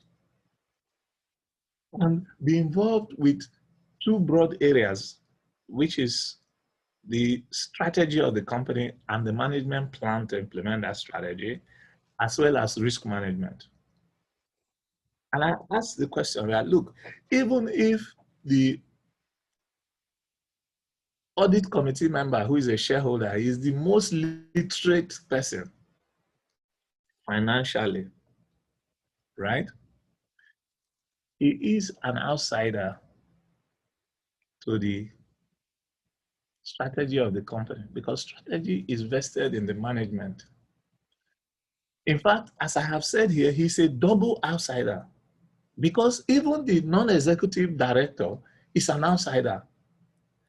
He's not involved in day-to-day management. So the non-executive director is an outsider. Then the shareholder member of the audit committee is the double outsider. So they don't know the strategy of the company, the business, their plans, what they are doing. If you don't know and you don't understand the management plan, and you don't understand the management strategy, how can you be effective? So I've quoted Professor Krishna Palipop, who is one of my lecturers at Harvard Business School. He wrote this book, The Future of Boards, chapter 2. And he said, you must understand the management, you must understand the management plan and the company strategy for you to be able to play your role of reviewing the finances. If you don't know the business, you cannot know how to interpret the accounts, even if you are literate. The second issue is risk management. So the post-Enron and WorldCom attention on brought attention to internal audit and risk management. The global meltdown brought attention to reckless risk-taking for profit. So you see the couple of those investors in who were buying junk bonds that were based on the housing crisis. Then you've seen large-scale corporate scandals based on either a culture of misconduct, you know, like the Siemens scandal and even the Mercedes-Benz scandal. And there are so many of these scandals all over the place, you know. The increasing pervasiveness of the ICT, you know, which is technology, and the associated cyber risks, you know. So, you know, these things are happening every day. The pandemic, such as the current pandemic, but also not just pandemic like the COVID-19, but disasters, you know, natural disasters can happen and things like that. All these issues pose challenge for financial controls, reporting, and disclosure. So a board, an audit committee cannot ignore that these things have happened, and that these things have to be, you have to be sure that your financial statements have taken account of this sort of risk. Like, did they really provide for like a pandemic or a disaster? Did they have alternative ways of saving their data so that if something happens, we are talking about the fact that the courts have been bombed, right? If the court was a business, you know, you ask the question that how did they manage the risk? Why were they not storing their all the court files electronically so that they would have just continued business the next day in a new premises and all the data would have been saved? A business, if it was a private business, that these will be issues that impact the finance and the planning, etc. So for these reasons, I argue that the audit committee cannot see its role as simply limited to considering financial controls and internal controls. So if you agree with my argument, then the question is going to be, what new kits for performance does the audit committee require? I say that there are two. One is the competence of the committee members, and two, the scope of what they will be considering. Now, in terms of the competence of the committee members, clearly financial literacy is required, right? But then leadership skills are required, right? Because as I've mentioned earlier, there is a tension between the shareholder members of the audit committee, the non-executive directors, the executive directors, and the management. And as I mentioned, that the shareholder members are seen as double outsiders. And so they must have the leadership skill to take control. In fact, now that they have the majority, they have to show that skill. They have to show leadership.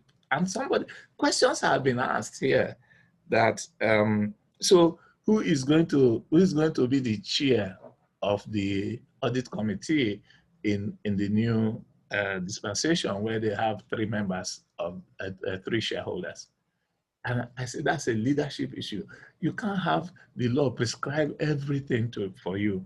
There's issues of practice. So for one, if you are organized, you know, if you were to vote for who the chairman will be, you already have 3. So there are certain things that you don't even discuss or talk about. It's an issue of leadership, right? So managerial skill, you also have to be able to organize yourself. So even if you have the opportunity to be the leader, if you are not organized, you don't have the management skill, then the non-executive directors or the management will determine who will be the chairman, and you will not have the best. And if you don't have competent people, then you cannot even insist. So then you have to have sustainability skills to maintain it over a very long period of time. So in terms of scope, I've already said that the scope should be beyond financial controls and reporting. It should extend to risk management, etc., strategy, IT supply management, stakeholders management, etc. And I should mention, that the need for financial literacy is now mandatory. It's not, and you look at the set code, you look at Cama, you look at what's happening in the US, in the UK, it is now mandatory. And why am I saying so? Because we as members of Shareholders Association should recognize that it is now mandatory. So mandatory training and certification, the actual, although the law says it has not actually, they haven't come up with, say, what exact certificate you are going to have, or how do you prove that you have financial literacy. That is coming. I think it will come by regulation. So we have to be proactive, and we have to be ready. So why audit committees? Again, going back to say, relying on what was said by the Institute of International Auditors in 2014, he said that independent audit committees help public sector organizations meet taxpayers' increasing demands for transparency and accountability by providing oversight of management practices in key governance areas, including value and governance structure, risk management, internal controls, etc. So, in concluding, I just want to say, look, that audit committees provide an independent and objective review of the company's performance and integrity of its financial reporting and audit process. It can fulfill this mandate when its members are independent. Okay? And as I observed that the Nigerian audit committee structure is particularly unique, is sui generis, and increasingly effective, because the members are acquiring more knowledge, right?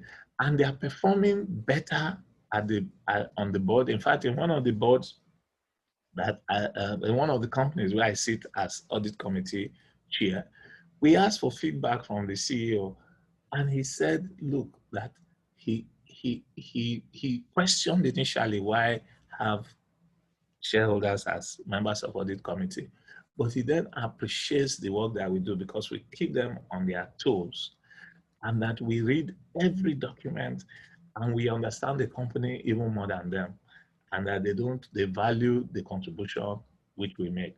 And I think the emeritus was there when this feedback was gotten. So we need to improve on it. So what are the recommendations?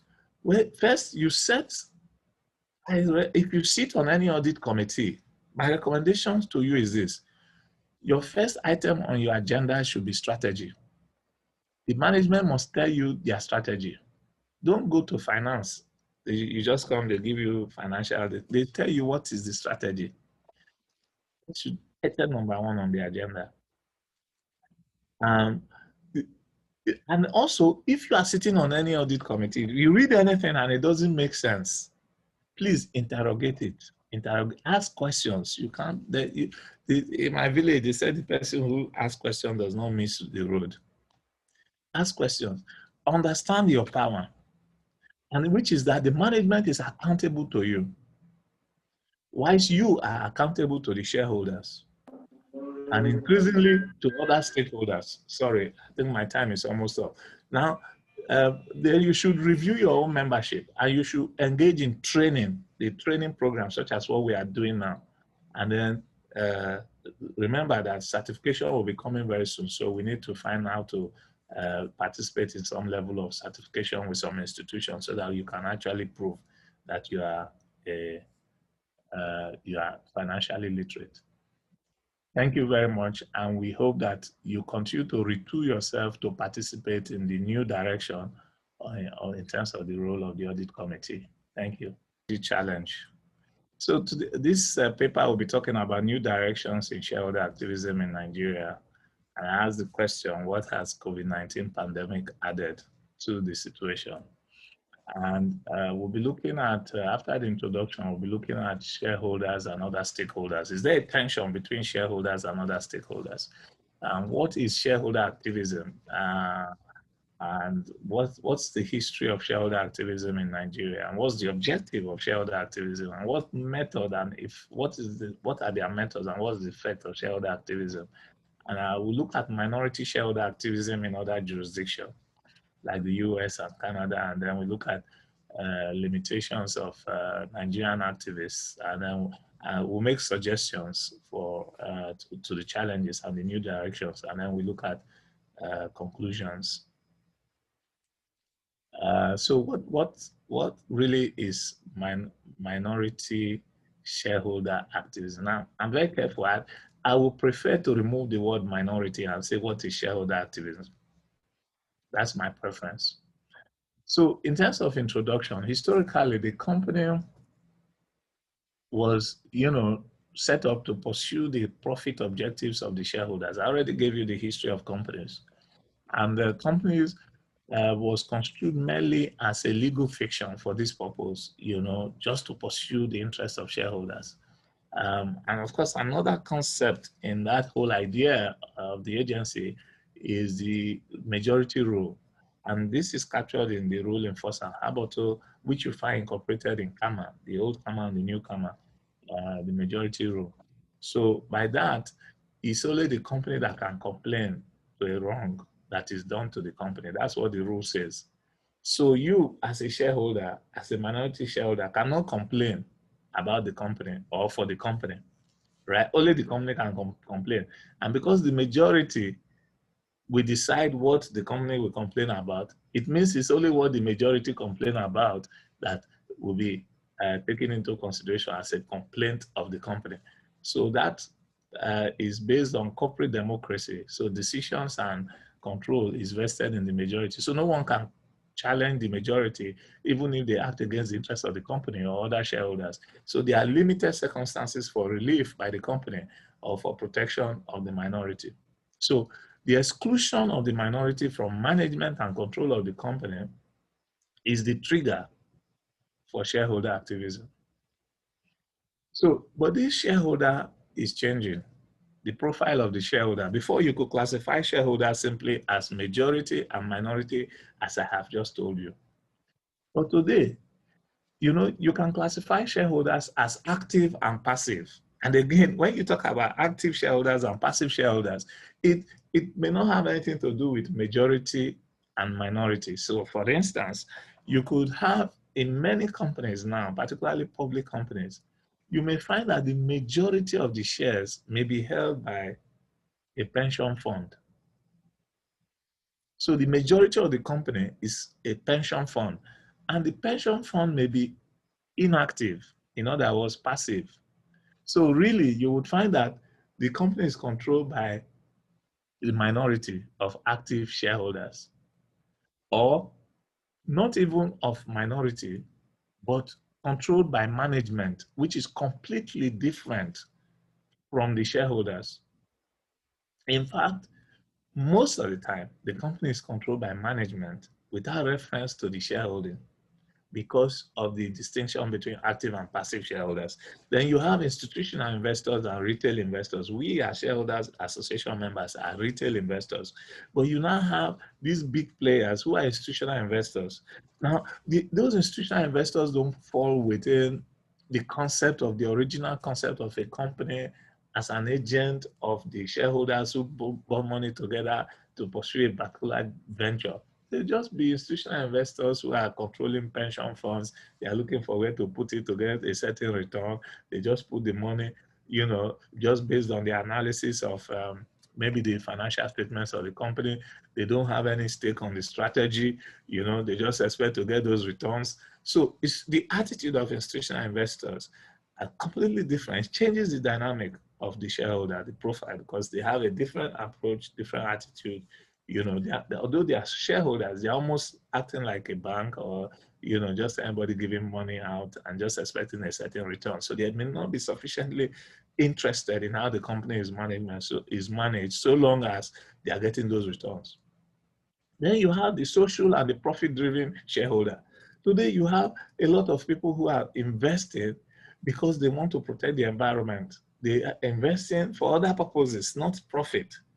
And their intention clashes with the profit-driven group in terms of what should the company invest in. Some invest only to come and say, look, we now want this company not to do this type of business. You can see what's happening with fracking or no fracking in the oil industry in America, and how that is even driving the elections and things like that. Some people want clean energy, some people don't want. They invest and then they say, let's change this company and let's move them away from that. So you have the social investors, you know, who come in and they are not profit driven, changing the entire profile of the shareholders. So you then also have the changing theory of the company. So what's the company? Company started as a legal fiction, which is just an agent for the members. And today they say, no, a company is not a legal fiction, it's a reality. And when you talk about company as a reality, you say you can't talk about the company only in the context of just the legal fiction created by the shareholders, but there is a reality because it exists in a community. It exists in a community and it has obligations to tax authorities, to the local authorities, host community, and environment, and this and that. So you see again the agency theory and the community theory playing and contending. And we as shareholders are somewhere in between all this. Mostly you would say we are sort of like profit driven, but you can see that our company is no longer, is changing. Many people don't see, they only see shareholders as just one of the stakeholders now of the company. And you have all these other stakeholders. So that's the context. I thought I should put that background so we can appreciate the issues. So you then, so who is the activist, the activist shareholder? I take the definition from Stephen Kaplan and David Lacker. They are of the Stanford Business School. And they said that it's an individual or a group that purchases large number of a public company's shares and tries to obtain seats on the company's board with the goal of affecting a major strategic change in the company. So that's the definition. So it means, you know, and then we'll come to see how this is applicable in Nigeria. This is from an American perspective, right? But we'll see, is that also who an active shareholder is in Nigeria? Well, one thing is clear. Every active shareholder is a minority in the sense that they are not in control of the company. From this definition. So an individual group that purchases large number of shares and tries to obtain seats on the board with the goal of affecting a major strategic change in the company. So it must be a minority. Also, where the majority shareholders are passive, as I have said before, a minority can be in control of the company, leaving other minorities as activists. So in other words, you can have a situation where you have a majority shareholder, which is passive. So you have either management or a minority in control of the company. So it means that any other person who is not in control of the company, right, will then become the activist. So you can actually have one minority in control, therefore you don't call them activists. Then the other minority, which is trying to have a say, becomes the activist. So, so who can participate in shareholder activism? Even from the definition, and also this will apply even in Nigeria, if we take that definition, it means for you to be able to participate, one, you must be able to purchase shares or have the capacity to take seats. I mean, if you don't have shares, can you even belong to ISAN? If you don't have shares, can you enter an AGM? If you don't have shares, can you be on the audit committee? So the point is that the only difference is that the threshold, maybe in Nigeria, we can say is low. You can just have a small number of shares, and then you have a chance to be on the audit committee. But even then, it's not as simple as that. You need a platform. That's why you join Shareholders Association, for you to understand, because of the mobilization and the voting and the rest. So any way you take it, you must have the ability to purchase shares or take board seat. So that ability in Nigeria may be different from the ability in America, but you must have that ability, which will, in Nigeria will mean ability to buy the shares, ability to mobilize the voting, and that means probably having a platform such as ISA. So then the second one is that you then have the ability to affect major change in the company, which again, we'll discuss the different techniques of how that can be achieved. We've spoken in the earlier paper on the role of the audit committee, but now we will look at the role as now an activist shareholder, which is broader than the role of the audit committee. So how did Nigeria deal with this issue of maybe the lack of ability or to purchase and the rest? So you have a homegrown solution in Nigeria to fill the, overcome the capital gap. So by the minority directorship requirement, which you find in, the various codes and the law, to sort of like make the companies to engage with minority shareholders and have them on their board, by direct election of shareholder representatives to the audit committee, which we have discussed already, by voting by show of hand and not by pool for election of shareholder representatives, which would have allowed the majority to always exclude the minority from membership of the audit committee, the chairmanship of the audit committee by shareholder representative, which is the practice actually, but you still see the tension going on in many cases where the directors want to be the chairpersons, and I noticed that, the shareholders always fight back. And of course, by the time they come to the next AGM, if they present that person, the shareholders will kick. So somehow the practice has developed, So what's the history of shareholder activism in Nigeria? In the colonial period, you had the British and European companies. They did the law in such a way that it protected them and they prospered. Whilst Nigerian businesses were circumscribed, made very difficult to operate. There was hardly, the few Nigerian banks were all collapsing. There were many areas where they used laws to prevent Nigerians from trading. If you go back to the even pre-colonial periods, people like Pobo, Jaja of Pobo and things like that. If you are a successful business man, they'll come and raid you, and disrupt your business so that the European businesses will prosper. So the post-colonial period, in the early 60s, they set up the Nigerian Stock Exchange.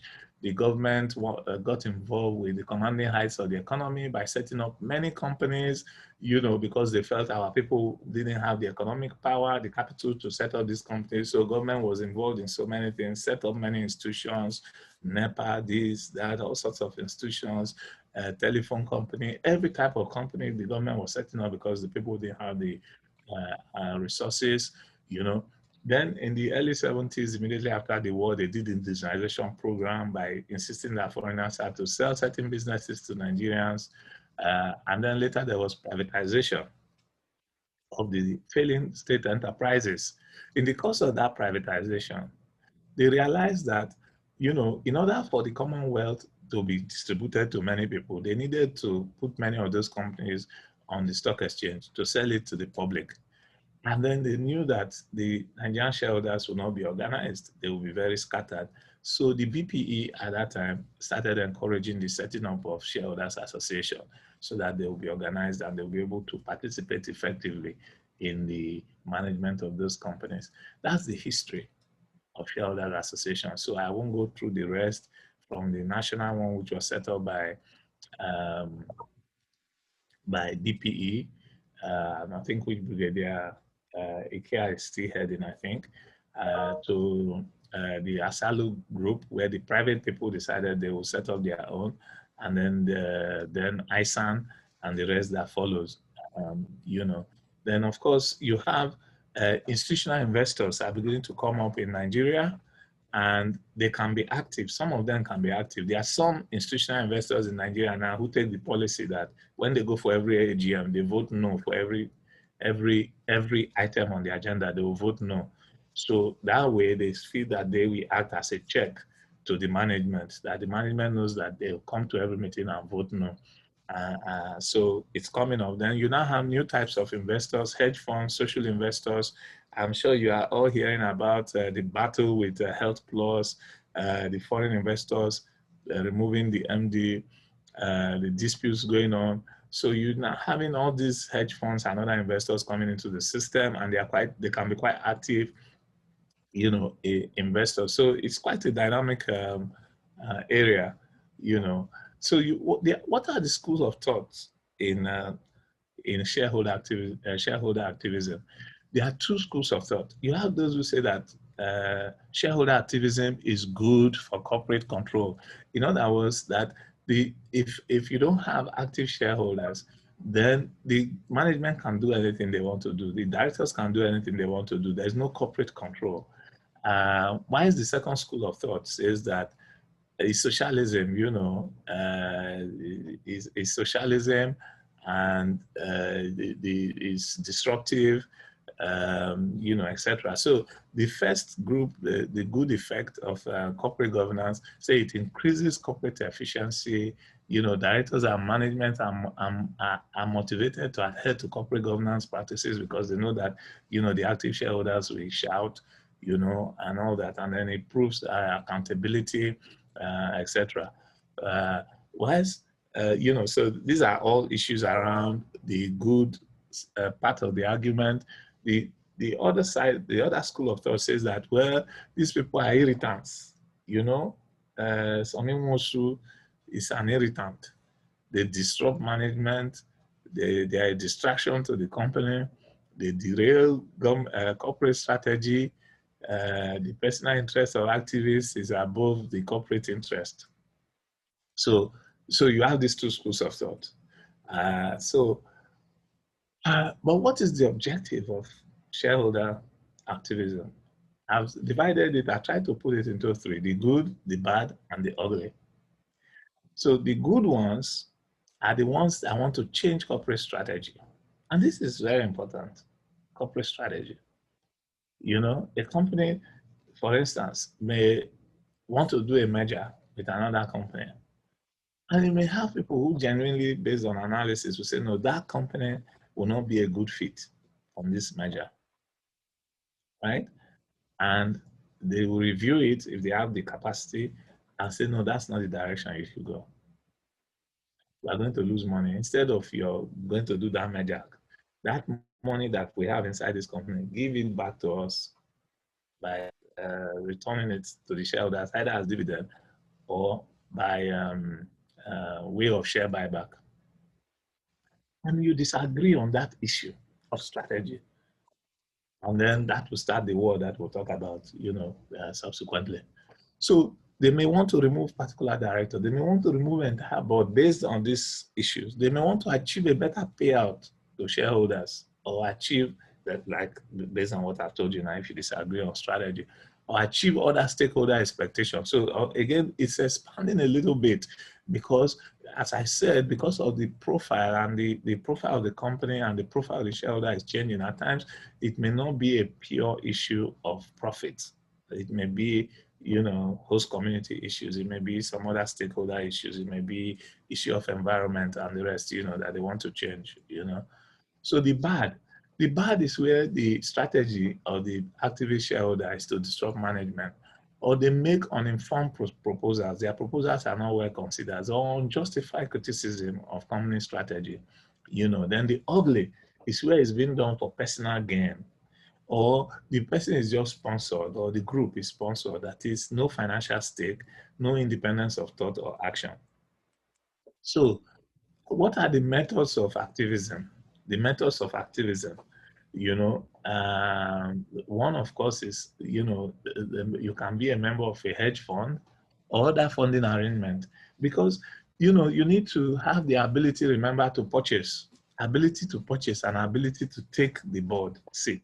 So membership of a hedge fund or a group of people who put money together, who mobilize money for the purpose of investment, can help. Another one, because that then gives you a seat at the table. Membership of shareholder association, such as ISA, of course, is a good way as well to become relevant. Active purchase of shares, participation in AGMs, loud exit of the company's shares where there is disagreement. And they call it in America, voting with your feet. Or we can say living with loud noise. In other words, where you will announce that you are selling your shares in this company because you don't agree with them.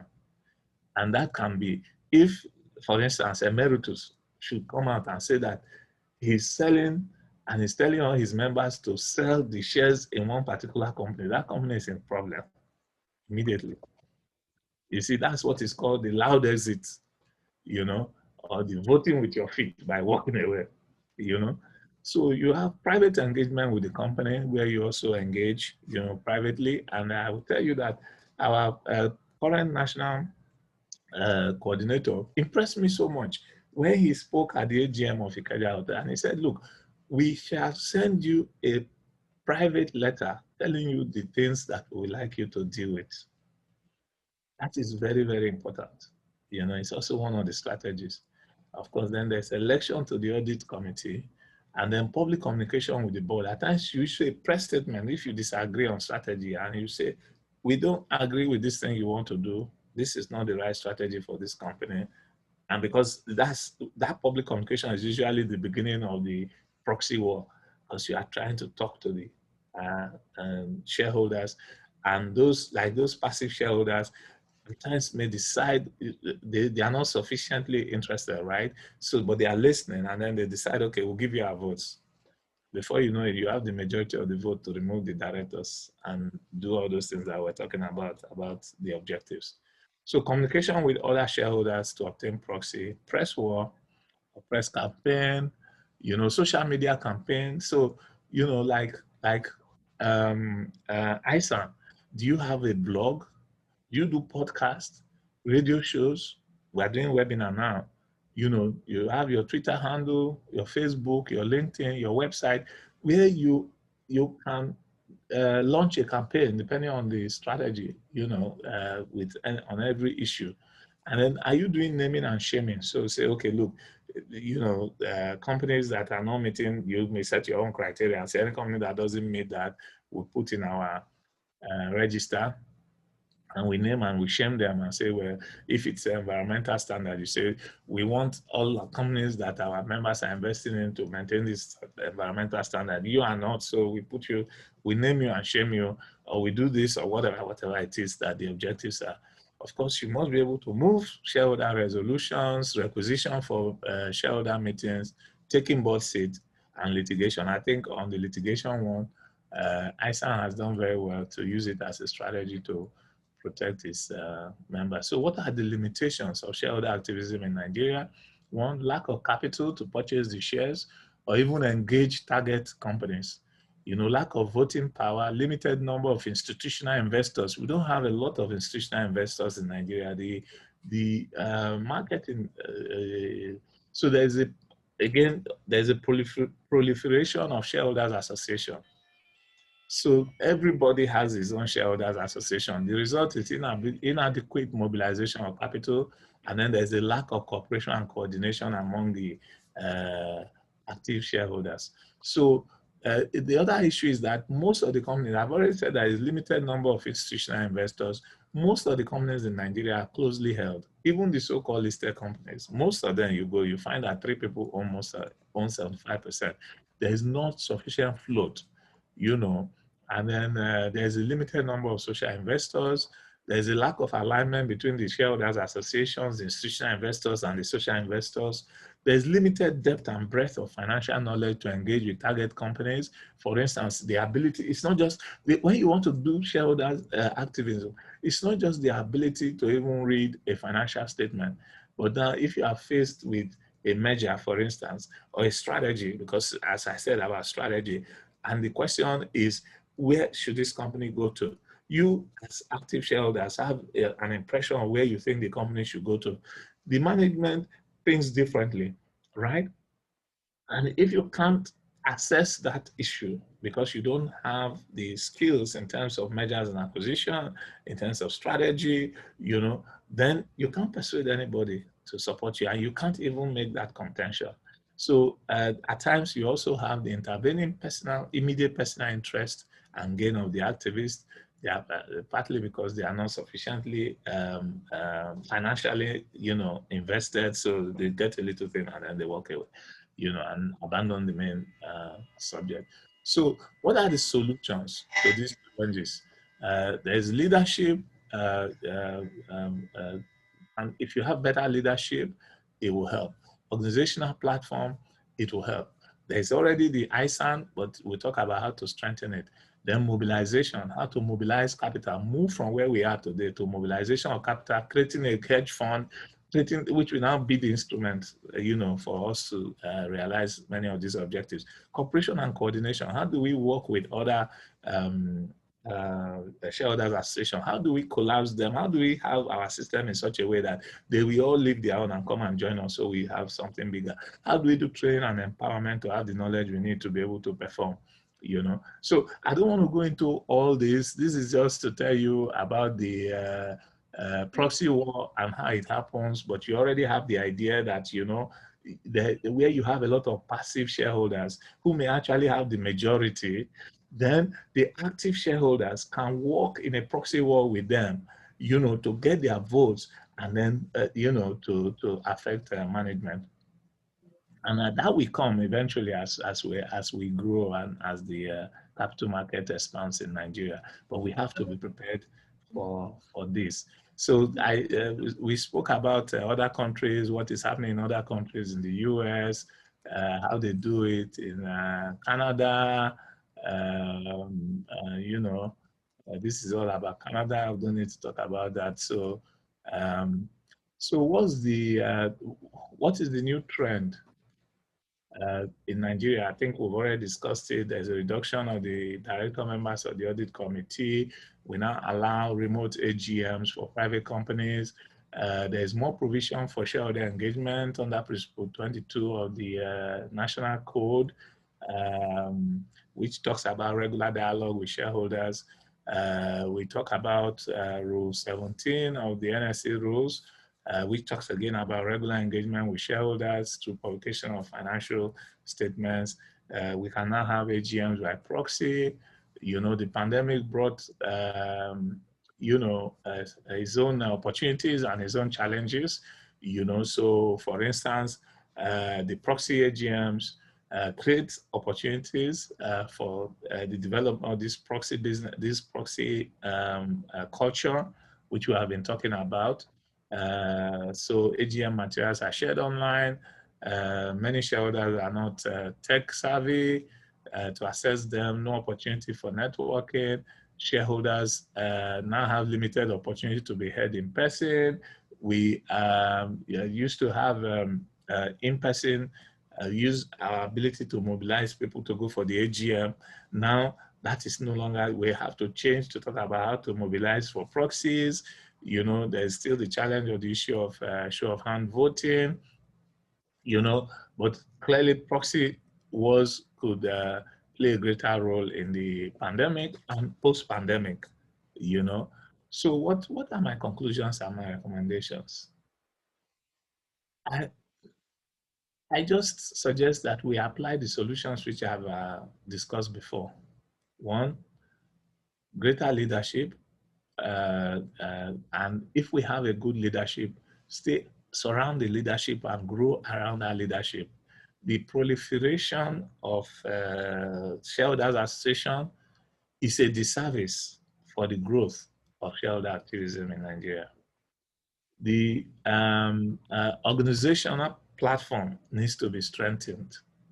We need to be able to mobilize capital, to be able to now purchase and take more board seats and, there needs to be more cooperation and coordination amongst activist shareholders.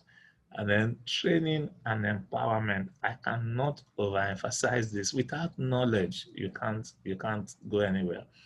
Cash is king, so mobilize to be able to purchase and take. And the laws have been helping us in Nigeria. As I've said from analysis, that we have homegrown solution through the audit committee provision and the voting arrangement and all the rest, and even now the majority that has been given to us. But a caution, reliance on legislative protection of minority shareholders alone in Nigeria may fail in the long run. So what I'm saying is, and I will tell you what I'm saying. For instance, what I'm seeing in the system now is more foreign companies coming in to buy over, because either the companies are not well run. It takes the recapitalization going in different industries now. Most of the monies are coming from abroad, and these are things that people have run for many years. So we need to make sure that our companies are running well, that we are sufficiently financially invested in them, because you can have all the legislation and the economic factors will still come in and wipe you out. So I'm worried about that issue. That's why I say that legislative protection of minority shareholders alone may not be the solution. We also have to have the economic power, let me put it that way. So COVID-19 pandemic has presented new opportunity for innovation in shareholder activism. And my suggestion is that we should work to take it beyond post. Thank you very much. We need to work to take it post-pandemic. Thank you.